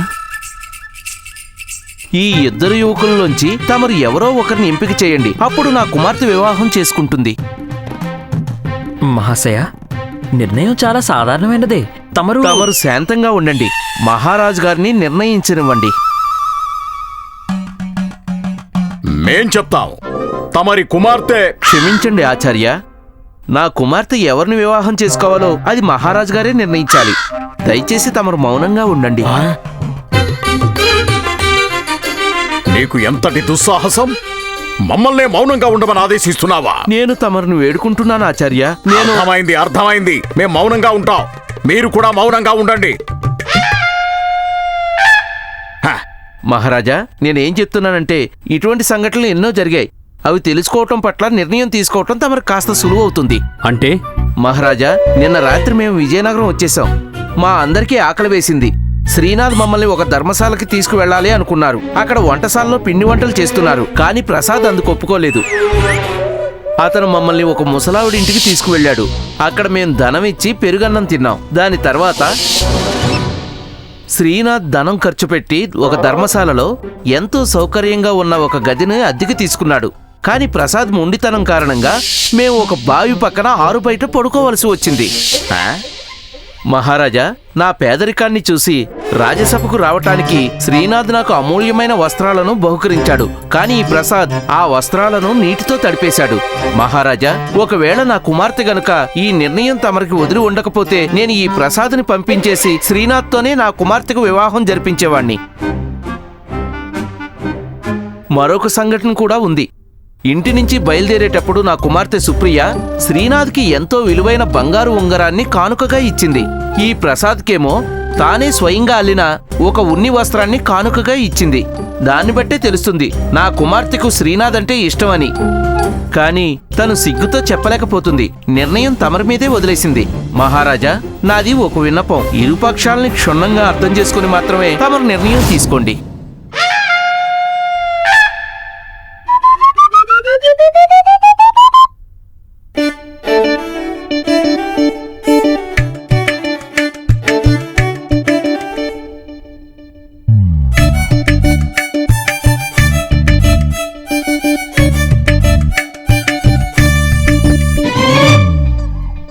అయితే మా నిర్ణయం ఏమిటంటే మీ కుమార్తె వివాహం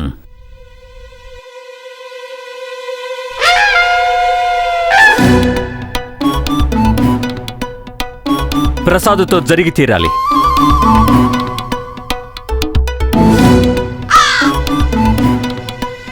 అలా ఎందుకు మహారాజా? ఎందుకు అంటే అది నిర్ణయం అయితే మేము తీసుకున్నాము, కానీ ఈ నిర్ణయం ఎందుకు తీసుకున్నామో అది మీకు మా ప్రముఖ సలహాదారులు రామకృష్ణ పండితులు గారు చెప్తారు.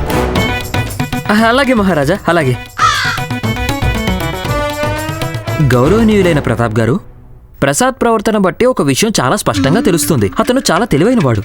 పైగా మీ కుమార్తెని ప్రేమిస్తున్నాడు కూడా. ఇది తమరెలా చెప్పగలరు రామకృష్ణ పండితుల వారు? అంటే మహాశయ, అది ప్రతాప్ గారు తెలుసుకోవాలనుకుంటున్నారు.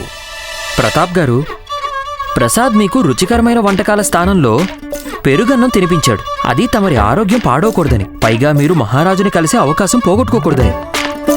మరి బావి పక్కన పడుకోబెట్టడం వల్ల ఏంటి ప్రయోజనం? బావి దగ్గర ఉదయమే అలజడి మొదలవుతుంది.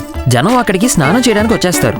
అక్కడ పడుకోవడం వల్లే మీరు సరైన సమయానికి నిద్రలేచి రాజ్యసభకి సరైన సమయానికి రాగలిగారు. మరి ఆ అమూల్యమైన వస్త్రాలు ఎందుకు తడిపేశాడు? ఎందుకంటే రాజ్యసభలో అందరికీ తెలియాలని. నేను ఎంతో పేదరికంలో ఉన్న బ్రాహ్మణుణ్ణి. ఎంతో పేదరికం కూడా నాకు భిక్ష వేసి వెళ్ళిపోతుంది. అబ్బా, అస్సలు కాదు. తమరి విలువైన వస్త్రాలను చూసి మహారాజు ఎక్కడ తమకి వివాహానికి తక్కువ ధనం ఇస్తారేమో అని ప్రసాద్ అనుకున్నాడు. ఇది రాజ్యసభ నియమం. అవసరం ఉండి ఇక్కడికి విచ్చేసిన ప్రతి ఒక్కరికి మహారాజు వారు యోగ్యతని బట్టి దానం ఇస్తూ ఉంటారు. పైగా మీ కుమార్తెకి కూడా ప్రసాదే నచ్చాడు. ఇది తమరు ఎలా చెప్పగలరు? నిజానికి నా కుమార్తె స్వయంగా తన చేత్తో శ్రీనాథ్కి బంగారు ఉంగరాన్ని కానుకగా ఇచ్చింది. ఈ ప్రసాద్కి మాత్రం సాధారణ ఉన్ని వస్త్రాన్ని ఇచ్చింది. అది తమరి దృష్టిలో సాధారణమైనది అయ్యుండొచ్చు. ఆలోచించండి, ఒక బంగారు ఉంగరాన్ని ఏ కంశాల దగ్గరైనా మనం కొనుక్కోవచ్చు. కానీ తన చేత్తో తయారు చేసిన వస్తువుతో మీ కుమార్తె మనోభావాలు కూడా ముడిపడి ఉంటాయి. తనకది తయారు చేయడానికి ఎన్నో మాసాల సమయం పట్టుంటుంది. మరి అలాంటి వస్తువుని బాగా ఇష్టమైన వారికే కదా ఇస్తాం. కానీ తనే స్వయంగా చెప్పి ఉండొచ్చు కదా. తను మమ్మల్ని మహారాజు దగ్గరికి ఎందుకు పంపించింది? తమరి కుమార్తె చాలా తెలివైన కన్య. క్షమించండి, నేను తమరిని అవమానించాలని అనుకోవడం లేదు. కానీ తనకి తెలుసు తమరు చాలా పేదరికంలో ఉన్న బ్రాహ్మణులని. అందుకే తన వివాహం కోసం ఒక పేదరికంలో ఉన్న వ్యక్తిని ఎంచుకుని తమరి మనసుని బాధ పెట్టాలనుకోలేదు. అందుకే వారు ఈ నిర్ణయాన్ని మహారాజు గారి మీద వదిలేశారు. పైగా నేను పూర్తి నమ్మకంతో కూడా చెప్పగలను, ఈ సమయంలో తను కూడా ఇదే రాజ్యసభలో ఉండుండాలి. సుప్రియ గారు, నాకు తెలుసు ప్రస్తుతం తమరు మీరు ఇదే సభలో ఉన్నారని. దయచేసి అందరి ముందుకు రండి.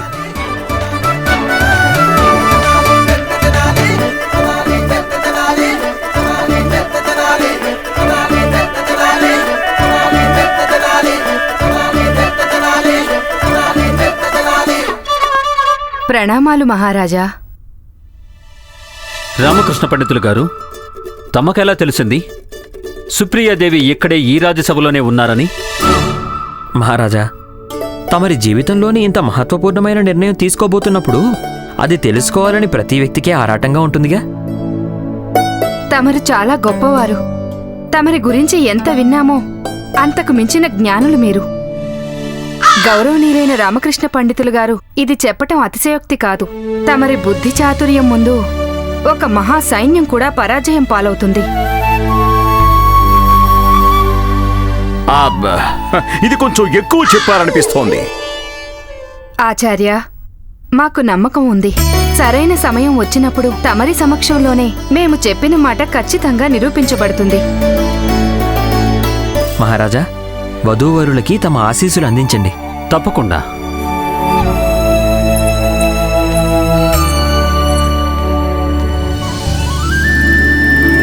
తమరి జీవితం మంగళప్రదంగా ఉండాలి. అప్పాజీ. అలాగే మహారాజా.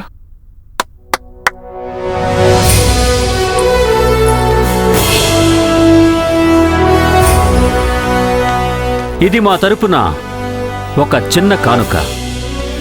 మేము సభాముఖంగా ప్రకటిస్తున్నాము, ఈ వివాహానికయ్యే పూర్తి ఖర్చు రాజ్యకోశాగారమే భరిస్తుంది.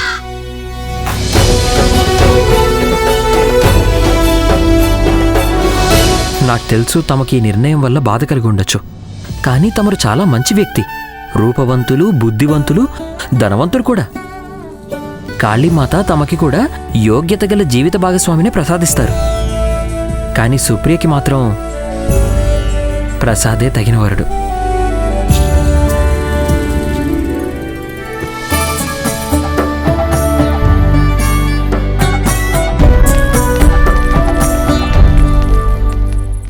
మహారాజా, మన విజయనగర శ్రేష్ఠులైన మల్లయుద్ధ వీరుడు శ్రీ కేసరి వల్లభుడు మరో మల్లయుద్ధ వీరుడైన ధూపసహిత దుర్జనుడికి మధ్య మల్లయుద్ధం జరుపుటకు నిశ్చయం జరిగింది. ఈ ధూపసహిత దుర్జనుడు ఎవరు? మహారాజా, పక్క రాజ్యం మల్లయుద్ధ వీరుడు 4 రాజ్యాల వీరులను ఓడించి ఇప్పుడు వారు శ్రీ కేసరి వల్లభుడిని సవాల్ చేశారు. దాన్ని శ్రీ కేసరి వల్లభుడు గారు సగౌరవంగా స్వీకరించారు. అద్భుతం. కేసరి వల్లభుడి నుంచి మేము ఇదే ఆశించాము అప్పాజీ. ఎందుకంటే వారు మన రాజ్యానికి గౌరవం. మహారాజా, ఇరువురు తమని కలవాలనుకుంటున్నారు. తప్పకుండా వారిని సభకి ఆహ్వానించండి. అలాగే మహారాజా.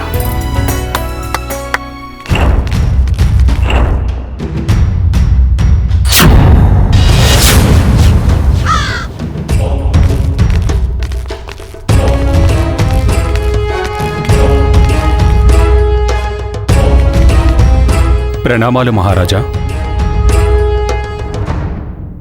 మల్లయుద్ధ వీరుడు ధూపసహిత దుర్జనుడెక్కడా?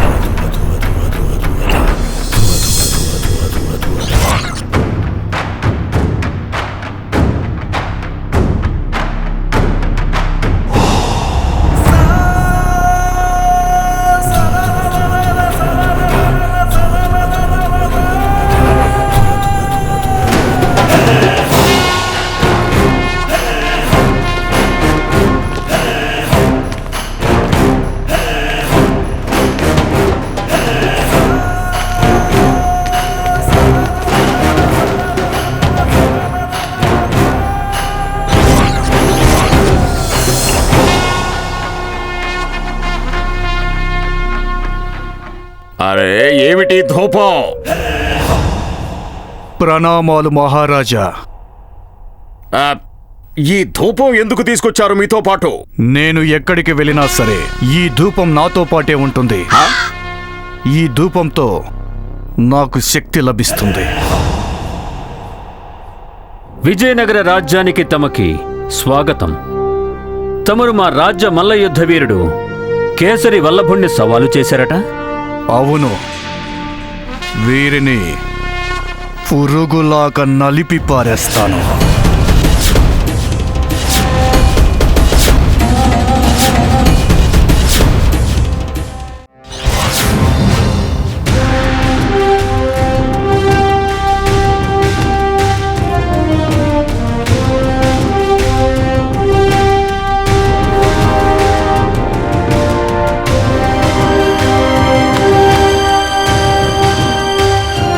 మీ ఇద్దరికీ మా శుభాశీస్సులు. మహారాజా, తమరు గనుక మల్ల యుద్ధం చూడ్డానికి వస్తే మాకు చాలా సంతోషంగా ఉంటుంది.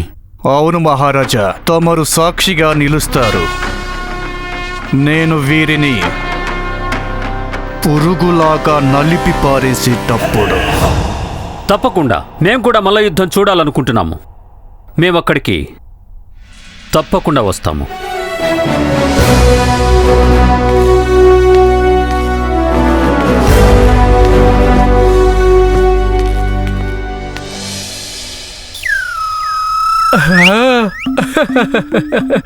వీరి భుజాలు నా తొడల కంటే చాలా పెద్దగా ఉన్నాయి. ఆ! అయ్యో, అయ్యో, వద్దు, వద్దు, దుర్జనుడు గారు, వద్దు, వద్దు, అయ్యో, వదలండి, వదలండి.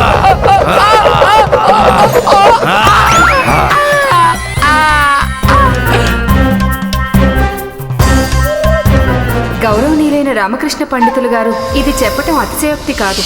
తమరి బుద్ధి చాతుర్యం ముందు ఒక మహా సైన్యం కూడా పరాజయం పాలవుతుంది.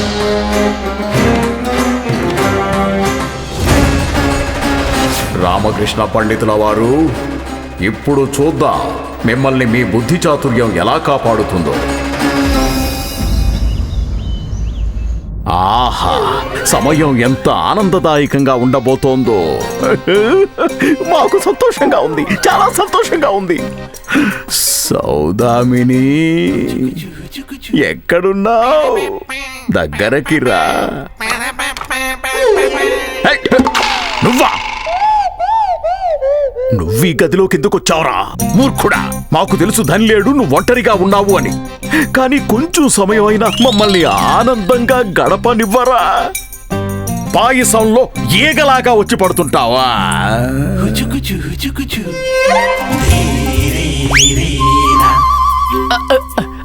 గురువుగారు, నా మనసులో ఒక ఆలోచన మొదలైంది. నీ మనసులో ఆలోచనలు సమయం కాని సమయంలో ఎందుకు మొదలవుతుంటాయి? నీ ఆలోచన కాస్త ఎదురు చూడలేదా? చెప్పావు. గురువుగారు, విజయనగరంలో మల్ల యుద్ధం ఏర్పాటు చేయబోతున్నారు. మాకు ఈ విషయం తెలుసు. అయితే గురువుగారు, నా మాట విని తమరు కూడా ఈ మల్ల యుద్ధంలో పాల్గొనండి. సరే. ఏంటి? లేదు. గురువుగారు, తమరు కూడా ఈ మల్ల యుద్ధంలో పాల్గొనాలని నేను కోరుకుంటున్నాను. సరే. ఎందుకంటే గురువుగారు, అప్పుడు విజయనగరంలోని ప్రజలందరికీ తెలిసి వస్తుంది తమరు మహాపండితులే కాదు, బాహుబలి మహాశక్తివంతులని కూడా తెలియాలి. తమని శక్తివంతమైన పోటీలలో కూడా ఎవరు ఓడించలేరని తెలియాలి. అరే మూర్ఖుడా, ఎందుకురా మాతో దెబ్బలు తినాలని చూస్తుంటావు? ఇంత మనోహరమైన సమయంలో ఎవరైనా మల్ల యుద్ధాల గురించి మాట్లాడుకుంటారా? చాలా చక్కటి ఆలోచన తత్తు. మణి చెప్పేది కూడా నిజమే కదా. తమరు ఈ పోటీల్లో ఖచ్చితంగా పాల్గొనే తీరాలి. అయినా తమరుండగా వేరే ఇంకెవరు ఈ మల్ల యుద్ధంలో విజేతలు కావడమా? అది ఎలా సాధ్యమవుతుంది చెప్పండి?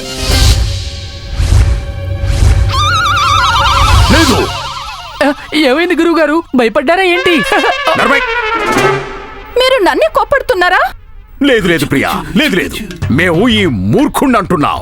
చూడు, నిజం ఏమిటంటే ఈ పోటీ ఏదైతే ఉందో ఇది సమయం కాని సమయంలో జరుగుతుంది. అసలు విషయం ఏమిటంటే మేము ఒక యజ్ఞాన్ని మొదలు పెట్టాం. మాకు గనక ఈ విషయం ముందే తెలుసుంటే మేము యజ్ఞాన్ని మరోసారి ఎప్పుడైనా చేసేవాళ్ళం. ఖచ్చితంగా ఖచ్చితంగా. ఇక్కడికి రా, కూర్చో. మేము నీకు మా మల్ల యుద్ధం సంఘటన ఒకటి తెలియజేస్తాం. చెప్పండి. నువ్వు చాముండేశ్వరుడు అనే మల్ల యుద్ధ వీరుడి గురించి విన్నావా? విన్నాము. అయితే ఈ పేరు సరికాదు. నువ్వు మల్లికార్జునుడు అనే మల్ల యుద్ధ వీరుడి గురించి విన్నావా? వినలేదు గురువుగారు. లేదు. అయితే ఇది తగిన పేరు. మల్లికార్జునుడు ఒకప్పుడు చాలా ప్రసిద్ధి చెందిన ఎంతో బలం గల మల్ల యుద్ధం వీరుడు. తను నన్ను సవాలు చేశాడు. మేం కూడా సవాలు స్వీకరించాం. అతనితో మల్ల యుద్ధం చెయ్యడానికి బరిలో ఒక్కసారిగా దూకాం. అతను మా ఎదురుగా ఉన్నాడు, మేం అతని ఎదురుగా ఉన్నాం. అతను నన్ను చూశాడు, నేను అతన్ని చూశాను. మేం ముందుకు సాగాం, అతను వెనక్కి వెళ్ళాడు. అటొస్తే ఇటు, ఇటొస్తే అటు, అటొస్తే ఇటు, ఇటొస్తే అటు. అప్పుడే మేము అతన్ని పట్టుకొని కింద పడేయబోయాం. అప్పుడే హఠాత్తుగా మాకు తుమ్మొచ్చింది. తుమ్మేసిన తర్వాత మేము మా కళ్ళు తెరిచి చూసేసరికి మల్లికార్జునుడు మాయమైపోయాడు. అతను ఎక్కడికి వెళ్ళిపోయాడు? తర్వాత మాకు విషయం తెలిసింది. మా మల్ల యుద్ధం చూడటానికి వచ్చిన ప్రేక్షకులు మాకు తెలియజేశారు. అదేమిటో నీకు తెలుసా? కేవలం మా ఒక్క తుమ్ముకే మల్లికార్జునుడు ఆకాశంలోకి ఎగిరిపోయాడని. ఎగిరిపోయాడు. నువ్వేం చేస్తున్నా? గురుగారు, తిప్పుతున్నాను. బాగా తిప్పుతున్నాడు. ఇలారా, అలాగే గురువుగారు. రారా బయటికి, వెళ్ళిపో. మణి, నీ సంగతి నేను తర్వాత చెప్తానురా మూర్ఖుడా. కానీ ప్రస్తుతానికి మేము తిప్పాల్సింది రామకృష్ణ పండితుణ్ణి. బలం ముందు బుద్ధి పరీక్ష ఇవ్వడానికి సిద్ధంగా ఉండు రామకృష్ణ.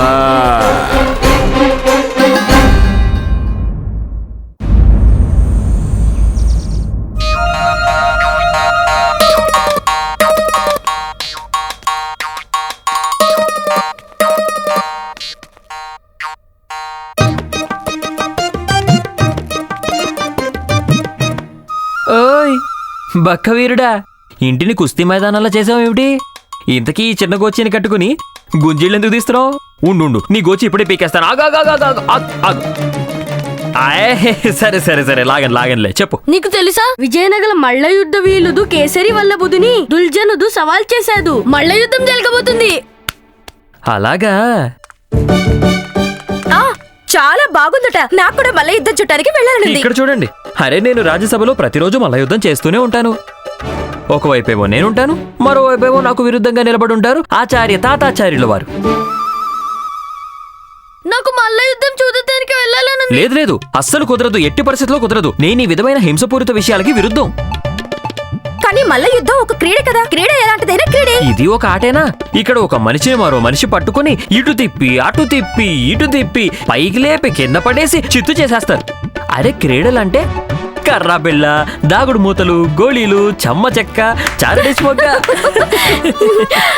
ఈ ఆటలా? ఇవి ఆడపిల్లలు ఆడేవి.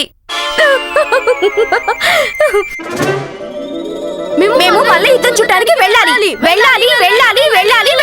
లేదు, ఎట్టి పరిస్థితుల్లోనూ కుదరదు. మనం మల్ల యుద్ధం చూడడానికి వెళ్ళట్లేదు, అంతే. అత్తయ్య అంటున్నారు వీరికి కూడా మల్ల యుద్ధం చూడటానికి వెళ్ళాలని ఉందట. వీరు దుర్జనుడు గురించి ఎంతో గొప్పగా విన్నారు. వారు చాలా ప్రఖ్యాతిగాంచిన మల్ల యుద్ధ వీరుడు. కానీ విజయనగర తలపాగా గుండప్ప తల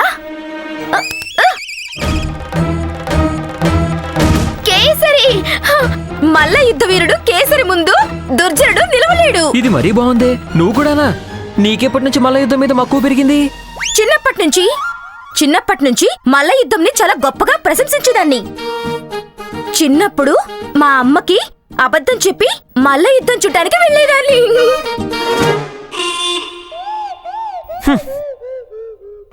ఏంటి? నాకు మల్ల యుద్ధం చూడటానికి వెళ్ళాలని ఉంది ఇలా అని అత్తయ్య అంటున్నారు. అమ్మంటుంది కదా, అయితే నువ్వు వెళ్ళకూడదు, సరేనా? తీసుకోండి. ఏం తీసుకోవాలి?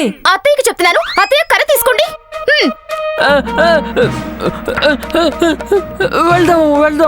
వెళ్దాం.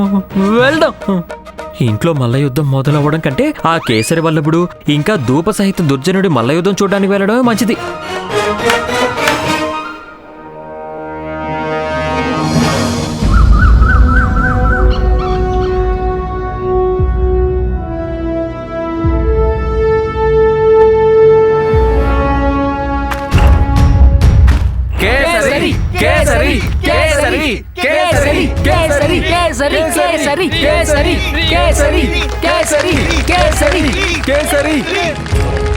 ప్రణామాలు మహారాజా.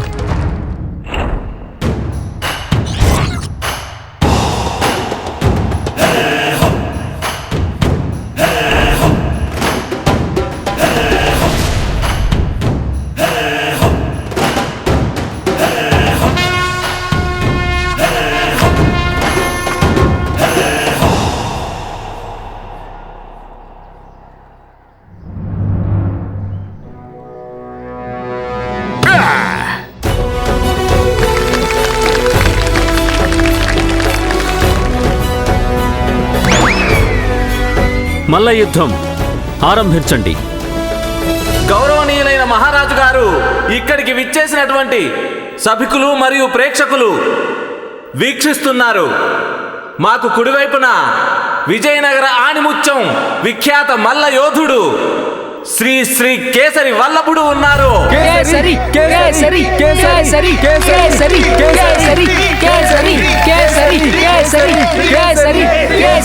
ఇక మాకు ఎడమ వైపున ప్రత్యర్థి వీరిని ఈ రోజు వరకు ఎవ్వరూ ఓడించలేకపోయారు.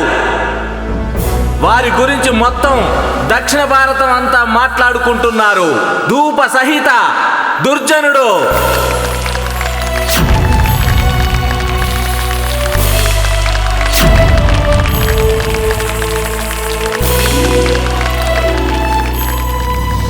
ఈనాటి ఈ మల్ల యుద్ధం ప్రత్యేక నియమాల ప్రకారం ఏర్పాటు చేయబడింది.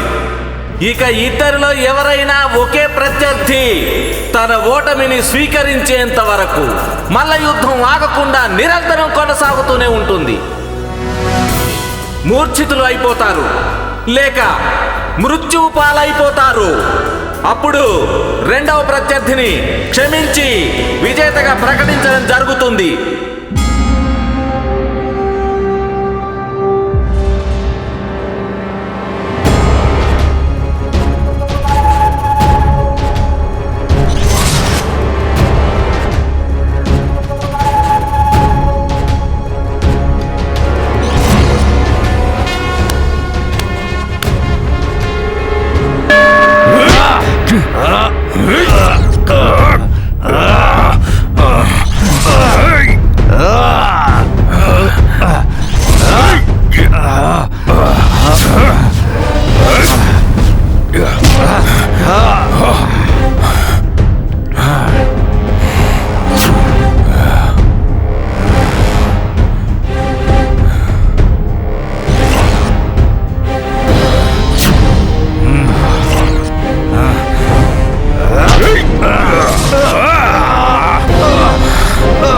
భళా కేసరి భళా.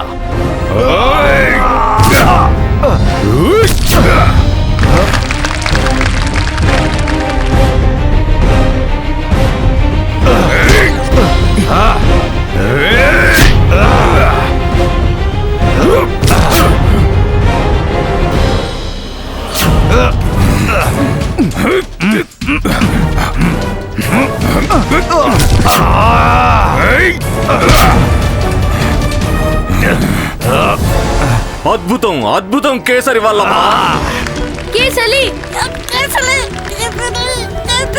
అమ్మా ఏం చేస్తున్నావు? కేసలి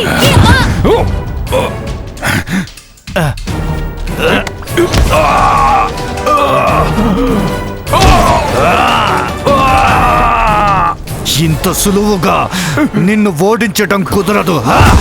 ఈ మల్ల యుద్ధాన్ని ఇప్పుడే కదా మొదలు పెట్టింది. జనం దూరాల నుంచి వచ్చారు మనల్ని చూడటానికి. ముందు వీళ్ళందరినీ ఆహ్లాదపరుస్తాను. పురుగులాగా నలిపి పారేస్తాను. నేను కూడా సిద్ధంగానే ఉన్నాను. ఎత్తండి ఎత్తండి. ఏమిటి? మిమ్మల్ని కాదు, కేసరి వల్లభుడి గారితో చెప్తున్నాను. ఆ దుర్జనుడిని పైకెత్తి కిందకి విసిరిపారేయమని. అసలు ఇదేం హింసాభరితమైన క్రీడో. భయం వేస్తుందా లామా? చూడు, ఎందుకు కళ్ళు మూసుకుంటున్నావో చూడు చూడు. నోర్మైరా.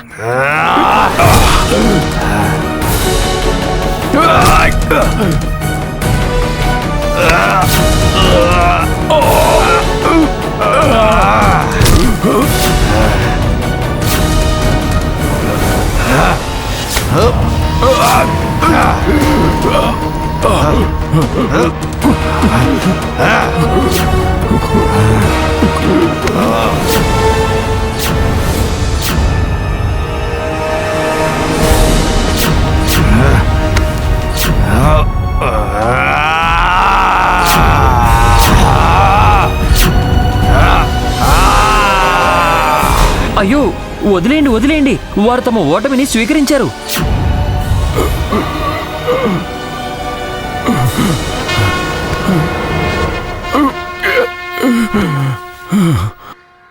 ఈనాటి ఈ మల్ల యుద్ధం విజేత ధూప సహిత దుర్జనుడు.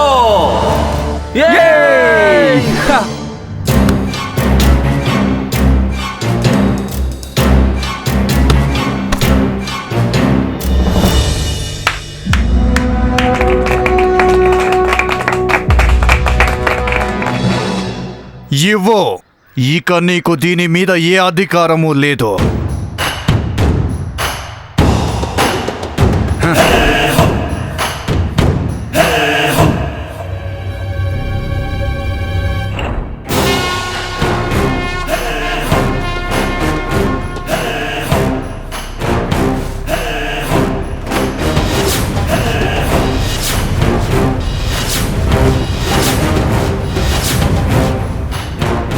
క్షమించండి మహారాజా.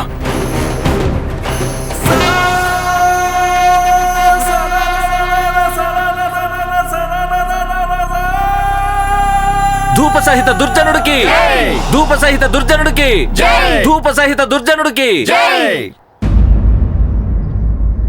నేను మీ విజయనగరంకి వచ్చాను. పైగా నేను కేసరి వల్లభుడిని ఓడించాను. నేను భారతదేశం మొత్తంలో ఉన్న మల్ల యుద్ధ వీరులందరినీ ఓడించి వచ్చాను. కానీ అన్నింటిలో ఇదే నాకు అతి సులువుగా దక్కిన విజయం. నేను పురుగులాగా నరిపి పారేశాను కేసరి వల్లభుడిని. నన్ను ఓడించే వాళ్ళు మీ విజయనగర సామ్రాజ్యంలో ఎవరైనా ఉన్నారా? ఉంటే ముందుకొచ్చి నాతో పోటీ పడొచ్చు. నేనైతే మీ విజయనగర సామ్రాజ్యం గురించి చాలా గొప్పగా విన్నాను.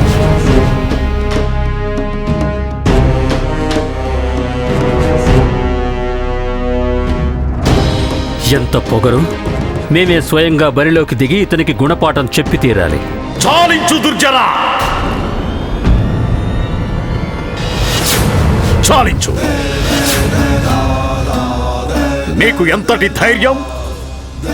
నువ్వు మహారాజు శ్రీకృష్ణదేవరాయల వారి సమక్షంలో విజయనగర రాజ్యాన్ని సవాలు చేస్తున్నావా? ఎవరైనా ఉన్నారా ఈ విజయనగర సామ్రాజ్యంలో నా సవాలు స్వీకరించేవాళ్ళు? చాలించు దుర్జన, చాలా ఎక్కువ మాట్లాడావు. నేను నీ పొగరుని అణిచివేస్తాము.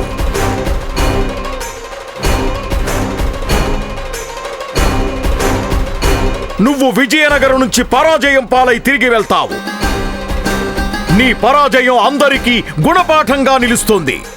మా మహారాజు శ్రీకృష్ణదేవరాయల వారి ముందు విజయనగరాన్ని సవాలు చేసే ధైర్యం ఇంకెవ్వరూ చెయ్యలేరు. మేము నిన్ను శిక్షిస్తాము. ముసలోడి ఎముక ఒక్కటి కూడా మిగలదు. వాటిని దుర్జనుడు పిండి పిండి చేసి పారేస్తాడు. మేము నిన్ను సవాలు చేస్తున్నాం. నువ్వు మల్ల యుద్ధంలో విజేతగా నిలిచి చూపించు. నీకు కొంచెం కూడా తెలియదు అసలు నువ్వు ఎవరిని ఎదుర్కోబోతున్నావో. మేము నిన్ను సవాలు చేస్తున్నాం. నువ్వు మా రామకృష్ణ పండితుల వారిని మల్ల యుద్ధంలో ఓడించి నిరూపించు. నిన్ను ఎవ్వరూ ఎక్కడా ఓడించలేరని.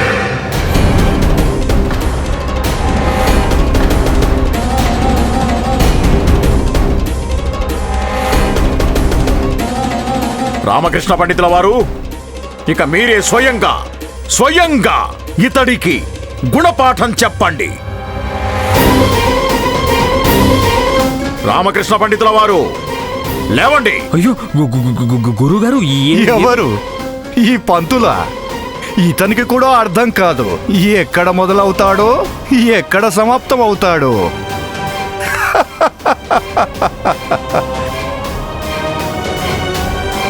నేను ఇతన్ని ఒక మామూలు పురుగులాగా నలిపి పారేస్తా. గురువుగారు, ఏమిటి తమరు మాట్లాడేది? ఈ దుర్జనుడికి నాకు పోలికే ఉంది. అతనెక్కడా, నేనెక్కడా? రామకృష్ణ పండితుల వారు, తమకి గుర్తులేదా ఆ పేదవాడి కుమార్తె సుప్రియ ఏం చెప్పిందో? మీ బుద్ధి చాతుర్యం ముందు మొత్తం ఒక సేన పరాజయం పాలవుతుంది అంది. కానీ ఇక్కడ కేవలం ఒక వ్యక్తి మాత్రమే రామకృష్ణ పండితుల వారు. మీకు సమయం వచ్చింది. తమరు ఈ విషయాన్ని నిరూపించాలి. విజయనగర రాజ్యాన్ని రక్షించాలి. ఆచార్య, రామకృష్ణ పండితుల వారిని ఈ సవాలు నుంచి దూరంగానే ఉండనివ్వండి.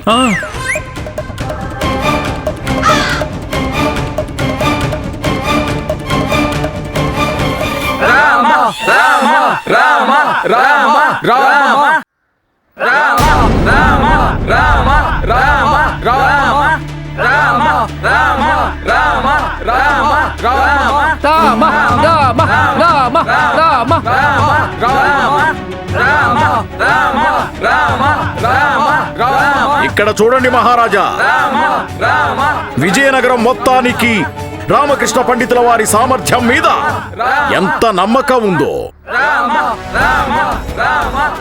మహారాజా, ఇదే సరైన సమయం రామకృష్ణ పండితుల వారు ఈ విషయాన్ని నిరూపించడానికి. బుద్ధితో ఎంతటి బలవంతుల మీదైనా విజయాన్ని సాధించొచ్చని.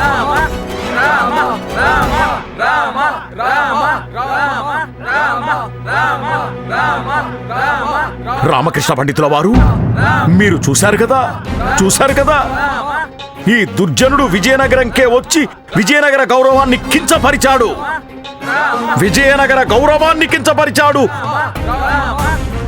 రామకృష్ణ పండితుల వారు, మీకు ప్రతీకారం తీర్చుకోవాలనిపించట్లేదా? ఇదేనా రాజ్యం పట్ల మీకున్న కర్తవ్యం?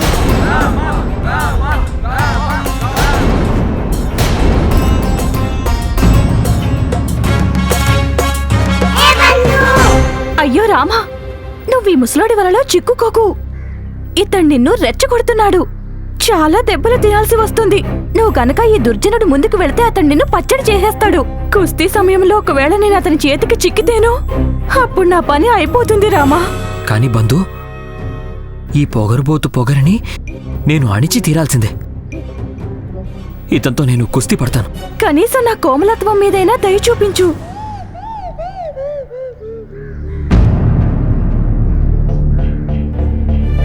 మహారాజా,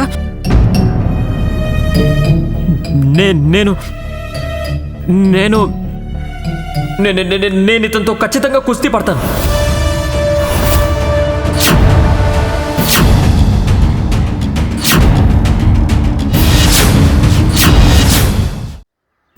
నేను ఇతనితో ఖచ్చితంగా కుస్తీ పడతాను.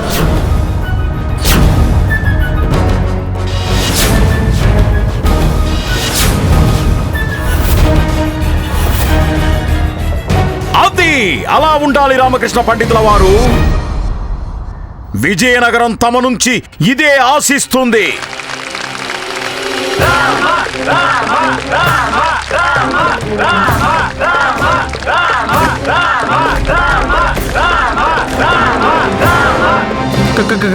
కానీ నాదో షరతు. నేను దుర్జనుడితో 2 రోజుల తర్వాతే కుస్తీ పడతాను. నాకు 2 రోజుల సమయాన్ని ఇవ్వండి మహారాజా. అయితే నాది కూడా ఒక షరతు. నేను దారిన పోయే ప్రతి ఒక్కరితో కుస్తీ పడలేను. 2 రోజుల తర్వాత రామకృష్ణ పండితుడు నా శిష్యులతో పోటీ పడి వారిని ఓడించాల్సి ఉంటుంది. మీరు గనక వారిని ఓడించగలిగితే అప్పుడే తమకి నాతో పోటీ పడే అవకాశం దొరుకుతుంది. సమ్మతమే. ముందు నేను మీ శిష్యులని, తర్వాత తమరిని కూడా ఓడిస్తాను. మీరు విజయనగరానికి వచ్చారు కాబట్టి మీ శిష్యులతో సహా విజయనగరం నుంచి పరాజయం చెందే తిరిగి వెళ్తారు. అలాగే 2 రోజుల తర్వాత నీకు నా దర్శనం కలుగుతుంది. నా శిష్యుడు కాళేయుడు నిన్ను పురుగులా నలిపేస్తాడు. శివుడి వరకు నువ్వు చేరుకోలేవు కూడా. మంచిది, చాలా మంచిది. రామకృష్ణ పండితుడా, ఈసారి చాలా బలంగా ఉన్న భుజాల మధ్య ఇరుక్కున్నావు.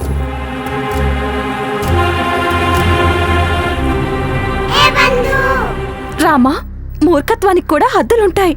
ఒకసారి అతను చూడు. అతను పర్వతం అయితే నువ్వు చిట్టెలుకువి. ఇప్పుడిక జరిగిందేదో జరిగిపోయింది బంధు, చూసుకుందాంలే.